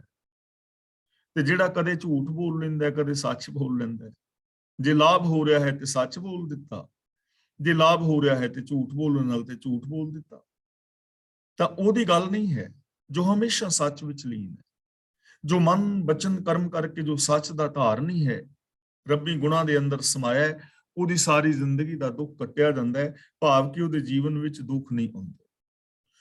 ਸਦਾ ਬਿਲਾਵਲ ਆਨੰਦ ਹੈ, ਜੇ ਚੱਲੇ ਸਤਿਗੁਰ ਪਾਏ। ਜੇ ਚੱਲੇ ਦਾ ਮਤਲਬ ਜੋ ਚੱਲਦੇ ਨੇ, ਤੁਰਦੇ ਨੇ। ਸਤਿਗੁਰ ਪਾਏ ਦਾ ਮਤਲਬ ਗੁਰੂ ਦੇ ਅਨੁਸਾਰ, ਗੁਰੂ ਦੀ ਰਜ਼ਾ ਵਿੱਚ। ਪਾਏ ਦਾ ਮਤਲਬ ਰਜ਼ਾ, ਪ੍ਰੇਮ। ਜੋ ਮਨੁੱਖ ਗੁਰੂ ਦੇ ਹੁਕਮ ਅਨੁਸਾਰ ਜੀਵਨ ਬਤੀਤ ਕਰਦੇ ਨੇ, ਤਾਂ ਉਹਨਾਂ ਦੇ ਜੀਵਨ ਦੇ ਅੰਦਰ ਹਮੇਸ਼ਾ ਆਤਮਿਕ ਆਨੰਦ ਬਣਿਆ ਰਹਿੰਦਾ ਹੈ। ਸਦਾ ਬਿਲਾਵਲ ਆਨੰਦ ਹੈ। ਬਿਲਾਵਲ ਦਾ ਮਤਲਬ ਖੁਸ਼ੀ, ਆਨੰਦ ਦਾ ਮਤਲਬ ਖੁਸ਼ੀ। ਉਹਨਾਂ ਦੀ ਜ਼ਿੰਦਗੀ ਦੇ ਅੰਦਰ ਸदैਵੀਂ ਖੁਸ਼ੀ ਔਰ ਖੇੜਾ ਬਣਿਆ ਰਹਿੰਦਾ ਹੈ, ਜਿਹੜੇ ਸਤਿਗੁਰ ਦੀ ਰਜ਼ਾ ਦੇ ਵਿੱਚ ਤੁਰਦੇ ਨੇ। ਮਤਲਬ ਜੋ ਗੁਰੂ ਦੇ ਦਿੱਤੇ ਵੇ ਆਫ ਲਾਈਫ ਨੂੰ ਅਪਣਾ ਲੈਂਦੇ ਨੇ, ਉਹਨਾਂ ਦੇ ਜੀਵਨ ਵਿੱਚ ਹਮੇਸ਼ਾ ਖੁਸ਼ੀਆਂ ਖੇੜੇ ਬਣੀਆਂ ਰਹਿੰਦੀਆਂ ਨੇ। ਇਸ ਲਈ ਸਾਨੂੰ ਕਰਨਾ ਕੀ ਚਾਹੀਦਾ ਹੈ? ਸਤ ਸੰਗਤੀ ਬਹਿ ਭਾਉ ਕਰ, ਸਦਾ ਹਰ ਕੇ ਗੁਣ ਗਾਏ। ਸਤ ਸੰਗਤ ਵਿੱਚ ਬੈਠ ਕੇ ਪਿਆਰ ਦੇ ਨਾਲ ਸਾਨੂੰ ਪ੍ਰਭੂ ਦੀ ਸਿਫਤ ਸਲਾਹ ਕਰਨੀ ਚਾਹੀਦੀ, ਰੱਬੀ ਗੁਣ ਗਾਣੇ ਚਾਹੀਦੇ ਨੇ। ਸਤ ਸੰਗਤੀ ਦਾ ਮਤਲਬ ਸਤ ਸੰਗਤ, ਜੋ ਸੱਚੇ ਇਨਸਾਨਾਂ ਦੀ ਸੰਗਤ ਹੈ। ਸਾਨੂੰ ਸੱਚੇ ਇਨਸਾਨਾਂ ਦੀ ਸੰਗਤ ਕਰਨੀ ਚਾਹੀਦੀ ਹੈ। ਸੱਚ ਦੀ ਸੰਗਤ ਵਿੱਚ ਬਹਿ ਕੇ ਹਮੇਸ਼ਾ ਰੱਬੀ ਗੁਣ ਗਾਣੇ ਚਾਹੀਦੇ ਨੇ। ਤੇ ਸਤਸੰਗ ਕੀ ਹੈ, ਇਹ ਚੀਜ਼ ਸਮਝ ਲੈਣਾ। ਦੇਖੋ, ਗੁਰਦੁਆਰਾ ਸਾਹਿਬ ਅਸੀਂ ਜਾਂਦੇ ਹਾਂ, ਉਹ ਤਾਂ ਸਤਸੰਗ ਹੈ ਹੀ ਹੈ, ਉਹਦੇ ਬਾਰੇ ਕੋਈ ਦੋ ਰਾਏ ਨਹੀਂ ਹੈ। ਪਰ ਜੇ ਗੁਰਦੁਆਰਾ ਸਾਹਿਬ ਤੋਂ ਬਾਹਰ ਵੀ ਜਿੱਥੇ ਕੋਈ ਚਾਰ ਸਰੀਰ ਬਹਿ ਕੇ ਸੱਚ ਦੀ ਗੱਲ ਕਰਦੇ ਨੇ, ਰੱਬੀ ਗੁਣਾਂ ਦੀ ਗੱਲ ਕਰਦੇ ਨੇ, ਉਹਨੂੰ ਸਤਸੰਗ ਹੀ ਕਿਹਾ ਜਾਂਦਾ ਹੈ। ਸਤਸੰਗਤ ਕੈਸੀ ਜਾਣੀਏ, ਜਿੱਥੇ ਏਕੋ ਨਾਮ ਵਖਾਣੀਏ, ਏਕੋ ਨਾਮ ਹੁਕਮ ਹੈ, ਨਾਨਕ ਸਤਿਗੁਰ ਦੀਆ ਬੁਝਾਏ ਜੀ। ਸਤਸੰਗ ਕਿਹਨੂੰ ਕਿਹਾ ਜਾਂਦਾ ਹੈ? ਜਿੱਥੇ ਇੱਕ ਹੁਕਮ ਦੀ ਗੱਲ ਕੀਤੀ ਜਾਂਦੀ ਹੈ, ਜਿੱਥੇ ਹੁਕਮ ਰਜ਼ਾ ਵਿੱਚ ਚੱਲਣ ਦੀ ਗੱਲ ਕੀਤੀ ਜਾਂਦੀ ਹੈ, ਉਹ ਸਤਸੰਗ ਹੀ। ਇਸ ਲਈ ਗੁਰੂ ਜੀ ਕਹਿੰਦੇ ਨੇ ਸਤ ਸੰਗਤ ਵਿੱਚ ਬਹਿ ਕੇ ਹਮੇਸ਼ਾ ਰੱਬੀ ਗੁਣ ਗਾਣੇ ਚਾਹੀਦੇ ਨੇ। ਤਾਂ ਦੇਖੋ ਕਿੰਨਾ ਸੌਖਾ ਕਰ ਦਿੱਤਾ ਨਾ ਗੁਰੂ ਜੀ ਨੇ ਸਾਡੇ ਵਾਸਤੇ, ਕਿ ਜਿੱਥੇ ਵੀ ਤੁਸੀਂ ਕਦੇ ਬੈਠੋ ਆਪਣੇ ਭੈਣਾਂ ਭਰਾਵਾਂ ਸੱਜਣਾ ਮਿੱਤਰਾਂ ਦੇ ਨਾਲ, ਤਾਂ ਰੱਬੀ ਗੁਣਾਂ ਦੀ ਗੱਲ ਕਰੋ, ਸੱਚ ਦੀ ਗੱਲ ਕਰ ਲਓ, ਦਇਆ ਦੀ ਗੱਲ ਕਰ ਲਓ, ਸਮਾਜ ਸੁਧਾਰ ਦੀ ਗੱਲ ਕਰ ਲਓ। ਸਮੱਸਿਆਵਾਂ ਨਾ ਗਿਣੋ, ਸਮੱਸਿਆਵਾਂ ਦਾ ਸੋਲੂਸ਼ਨ ਦੱਸੋ ਕਿ ਇਹਨਾਂ ਦਾ ਸੋਲੂਸ਼ਨ ਕੀ ਹੈ। ਕਿਸੇ ਦੀ ਚੁਗਲੀ ਨਿੰਦਾ ਬਦਖੋਈ ਨਾ ਕਰੋ, ਕਿਸੇ ਦੇ ਚੰਗੇ ਗੁਣਾਂ ਦੀ ਗੱਲ ਕਰ ਲਓ, ਰੱਬੀ ਗੁਣਾਂ ਨੂੰ ਗਾਓ, ਰੱਬੀ ਗੁਣਾਂ ਦੇ ਧਾਰਨੀ ਹੋਵੋ। ਅਗਲਾ ਬਚਨ ਗੁਰੂ ਜੀ ਕਰਦੇ ਨੇ, ਨਾਨਕ ਸੇ ਜਨ ਸੋਹਣੇ, ਜੇ ਗੁਰਮੁਖ ਮੇਲ ਮਿਲਾਏ। ਮੇਲ ਦਾ ਮਤਲਬ ਮੇਲ ਵਿੱਚ, ਮਿਲਾਏ ਦਾ ਮਤਲਬ ਮਿਲਾਉਂਦੇ ਨੇ। ਜਿਹੜੇ ਮਨੁੱਖ ਗੁਰੂ ਦੇ ਸਨਮੁਖ ਰਹਿ ਕੇ ਪ੍ਰਭੂ ਦੀ ਯਾਦ ਵਿੱਚ ਟਿਕੇ ਰਹਿੰਦੇ ਨੇ, ਉਹ ਸੋਹਣੇ ਆਤਮਿਕ ਜੀਵਨ ਵਾਲੇ ਬਣ ਜਾਂਦੇ ਨੇ। ਉਹਨਾਂ ਦਾ ਜੀਵਨ ਸੋਹਣਾ ਹੈ, ਉਹਨਾਂ ਦੇ ਬੋਲ ਸੋਹਣੇ, ਉਹਨਾਂ ਦਾ ਬਿਹੇਵੀਅਰ ਸੋਹਣਾ। ਔਰ ਸੋਹਣਾ ਇਨਸਾਨ ਉਹੀ ਹੈ ਜਿਹਦਾ ਆਚਾਰ ਵਿਹਾਰ ਸੋਹਣਾ ਹੈ। ਇਹ ਮਨ ਸੁੰਦਰ ਆਪਣਾ ਹਰ ਨਾਮ ਮਜੀਠੇ ਰੰਗ ਦੀ। ਸੋਹਣੇ ਇਨਸਾਨ ਉਹ ਨੇ ਜਿਨ੍ਹਾਂ ਦੀ ਮਾਨਸਿਕਤਾ ਸੁੰਦਰ ਹੈ, ਜਿਨ੍ਹਾਂ ਦੇ ਬੋਲ ਸੁੰਦਰ ਨੇ, ਜਿਨ੍ਹਾਂ ਦਾ ਬਿਹੇਵ ਸੁੰਦਰ ਹੈ। ਤਾਂ ਗੁਰੂ ਜੀ ਕਹਿੰਦੇ ਨੇ ਜੋ ਗੁਰੂ ਦੇ ਜ਼ਰੀਏ, ਗੁਰੂ ਦੇ ਦੱਸੇ ਰਾਹਾਂ ਤੇ ਤੁਰ ਕੇ ਪ੍ਰਭੂ ਦੇ ਮੇਲ ਵਿੱਚ ਮਿਲੇ ਰਹਿੰਦੇ ਨੇ, असली सोहने आत्मिक जीवन वाले बन जाते हैं। पौड़ी सबना जियां विच हर आप सो भगतां का मित हर। इत्थे जिया नहीं पढ़ना, जिया पढ़ना है, भगता नहीं पढ़ना, भगता पढ़ना है। ते विश्राम आएगा आप ते। सबना जियां विच हर आप सो भगतां का मित हर। ਜਿਹੜਾ ਪ੍ਰਭੂ ਸਭ ਜੀਵਾਂ ਦੇ ਵਿੱਚ ਮੌਜੂਦ ਹੈ ਉਹ ਪ੍ਰਭੂ ਭਗਤਾਂ ਦਾ ਮਿੱਤਰ ਹੈ। ਜਿਹੜਾ ਸਾਰਿਆਂ ਵਿੱਚ ਮੌਜੂਦ ਹੈ, ਸਭ ਦੇ ਅੰਦਰ ਵਸਦਾ ਹੈ, ਉਹ ਭਗਤਾਂ ਦਾ ਮਿੱਤਰ ਹੈ, ਰੱਬ ਦੇ ਪਿਆਰਿਆਂ ਦਾ ਮਿੱਤਰ ਹੈ।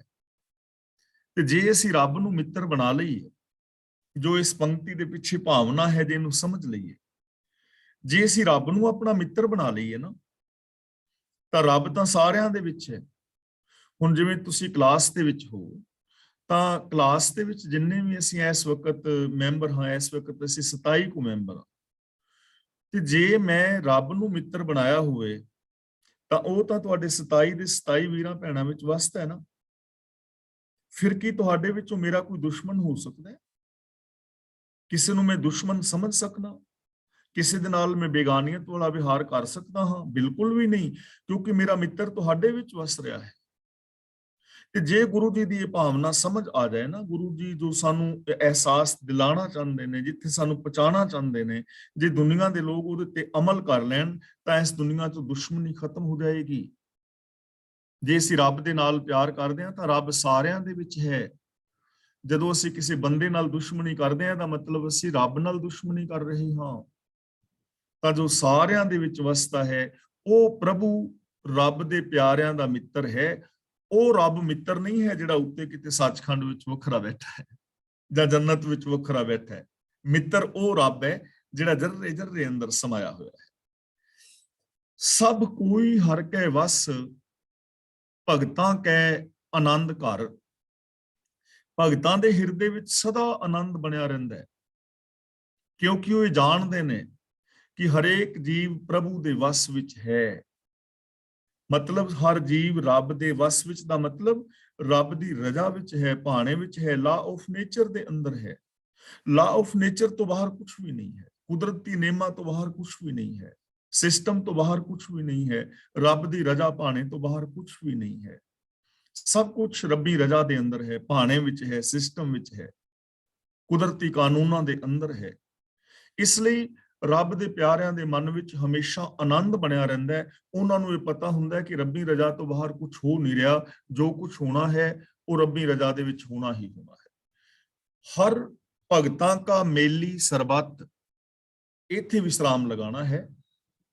ਹਰ ਭਗਤਾਂ ਕਾ ਮੇਲੀ ਸਰਬੱਤ ਸੌ ਨਿਸਲ ਜਨ ਤੰਗ ਧਰ। ਇਹਨੂੰ 100 ਨਹੀਂ ਪੜਨਾ, ਇਹਨੂੰ 100 ਪੜਨਾ ਹੈ।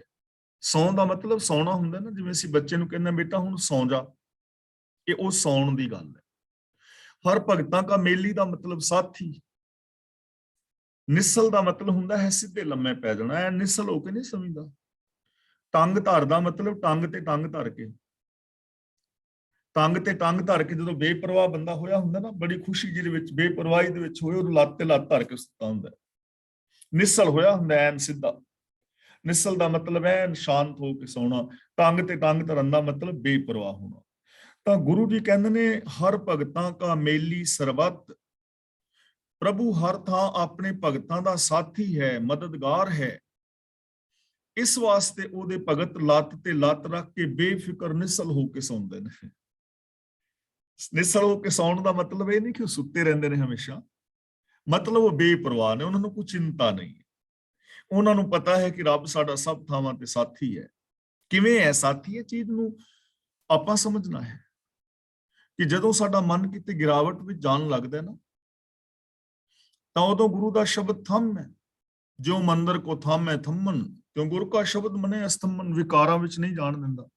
ਜਦੋਂ ਕਿਤੇ ਢਹਿੰਦੀ ਕਲਾ ਵਿੱਚ ਮਨ ਜਾਂਦਾ ਹੈ ਤਾਂ ਉਦੋਂ ਸਾਨੂੰ ਗੁਰੂ ਦਾ ਸ਼ਬਦ ਦਿੰਦਾ ਹੈ ਨਾ, ਤਰਵਾਸ ਦਿੰਦਾ ਹੈ ਕਿ ਆਗਾ ਹੂੰ ਕੁਤਰਾਗ ਇੱਛਾ ਫੇਰ ਨਾ ਮੋਢੜਾ, ਨਾਨਕ ਸਿੱਝ ਇਵੇ ਹਵਾਰ ਬਹੁੜ ਨਾ ਹੋਵੀ ਜਨਮੜਾ। ਤਾਂ ਰੱਬ ਦੇ ਗੁਣ, ਰੱਬੀ ਰਜ਼ਾ ਹਰ ਵਕਤ ਉਹਨਾਂ ਦੀ ਸਾਥੀ ਹੈ। ਇਸ ਲਈ ਉਹ ਬੇਪਰਵਾਹੀ ਵਾਲਾ ਜ਼ਿੰਦਗੀ ਜੀਂਦੇ ਨੇ। ਹਰ ਸਭਨਾ ਕਾ ਹੈ ਖਸਮ ਸੋ ਭਗਤ ਜਨ ਚਿੱਤ ਕਰ। ਚਿੱਤ ਕਰ ਦਾ ਮਤਲਬ ਚਿੱਤ ਵਿੱਚ ਕਰਦੇ ਨੇ, ਵਸਾਉਂਦੇ ਨੇ। ਜਿਹੜਾ ਪ੍ਰਭੂ ਸਭ ਜੀਵਾਂ ਦਾ ਮਾਲਕ ਹੈ, ਉਸ ਨੂੰ ਭਗਤ ਆਪਣੇ ਚਿੱਤ ਦੇ ਅੰਦਰ ਵਸਾਈ ਰੱਖਦੇ ਨੇ। ਉਹਦੇ ਗੁਣਾਂ ਨੂੰ, ਉਹਦੀ ਰਜ਼ਾ ਨੂੰ ਆਪਣੀ ਚਿੱਤ ਦਾ ਮਤਲਬ ਚੇਤਨਤਾ ਦੇ ਅੰਦਰ, ਯਾਦ ਦੇ ਅੰਦਰ ਹਮੇਸ਼ਾ ਵਸਾਈ ਰੱਖਦੇ ਨੇ। ਉਹਨਾਂ ਨੂੰ ਗੁਣ ਇੱਕ ਪਲ ਵਾਸਤੇ ਵੀ ਨਹੀਂ ਭੁੱਲਦੇ। ਜੋ ਸਾਰਿਆਂ ਦਾ ਮਾਲਕ ਹੈ, ਉਹ ਪ੍ਰਭੂ ਦੇ ਭਗਤਾਂ ਦੇ ਹਿਰਦੇ ਦੇ ਅੰਦਰ ਵਸਦਾ ਹੈ। ਤੁਧ ਅੱਪੜ ਕੋਏ ਨਾ ਸਕੈ, ਸਭ ਝੱਖ ਝੱਖ ਪਵੈ ਝੜ। ਝੱਖ ਝੱਖ ਦਾ ਮਤਲਬ ਝੱਖਾਂ ਮਾਰ ਮਾਰ ਕੇ ਝੜ ਪੈਂਦੇ ਨੇ। ਪਵੈ ਝੜ ਦਾ ਮਤਲਬ ਸਾਰੀ ਲੁਕਾਈ, ਥੱਕ ਜਾਂਦੀ ਹੈ। ਸਭ ਦਾ ਮਤਲਬ ਸਾਰੀ ਲੁਕਾਈ, ਝੱਖ ਝੱਖ ਦਾ ਮਤਲਬ ਖੱਪ ਖੱਪ ਕੇ, ਪਵੈ ਝੜ ਦਾ ਮਤਲਬ ਥੱਕ ਜਾਂਦੀ ਹੈ, ਝੜ ਜਾਂਦੀ ਹੈ।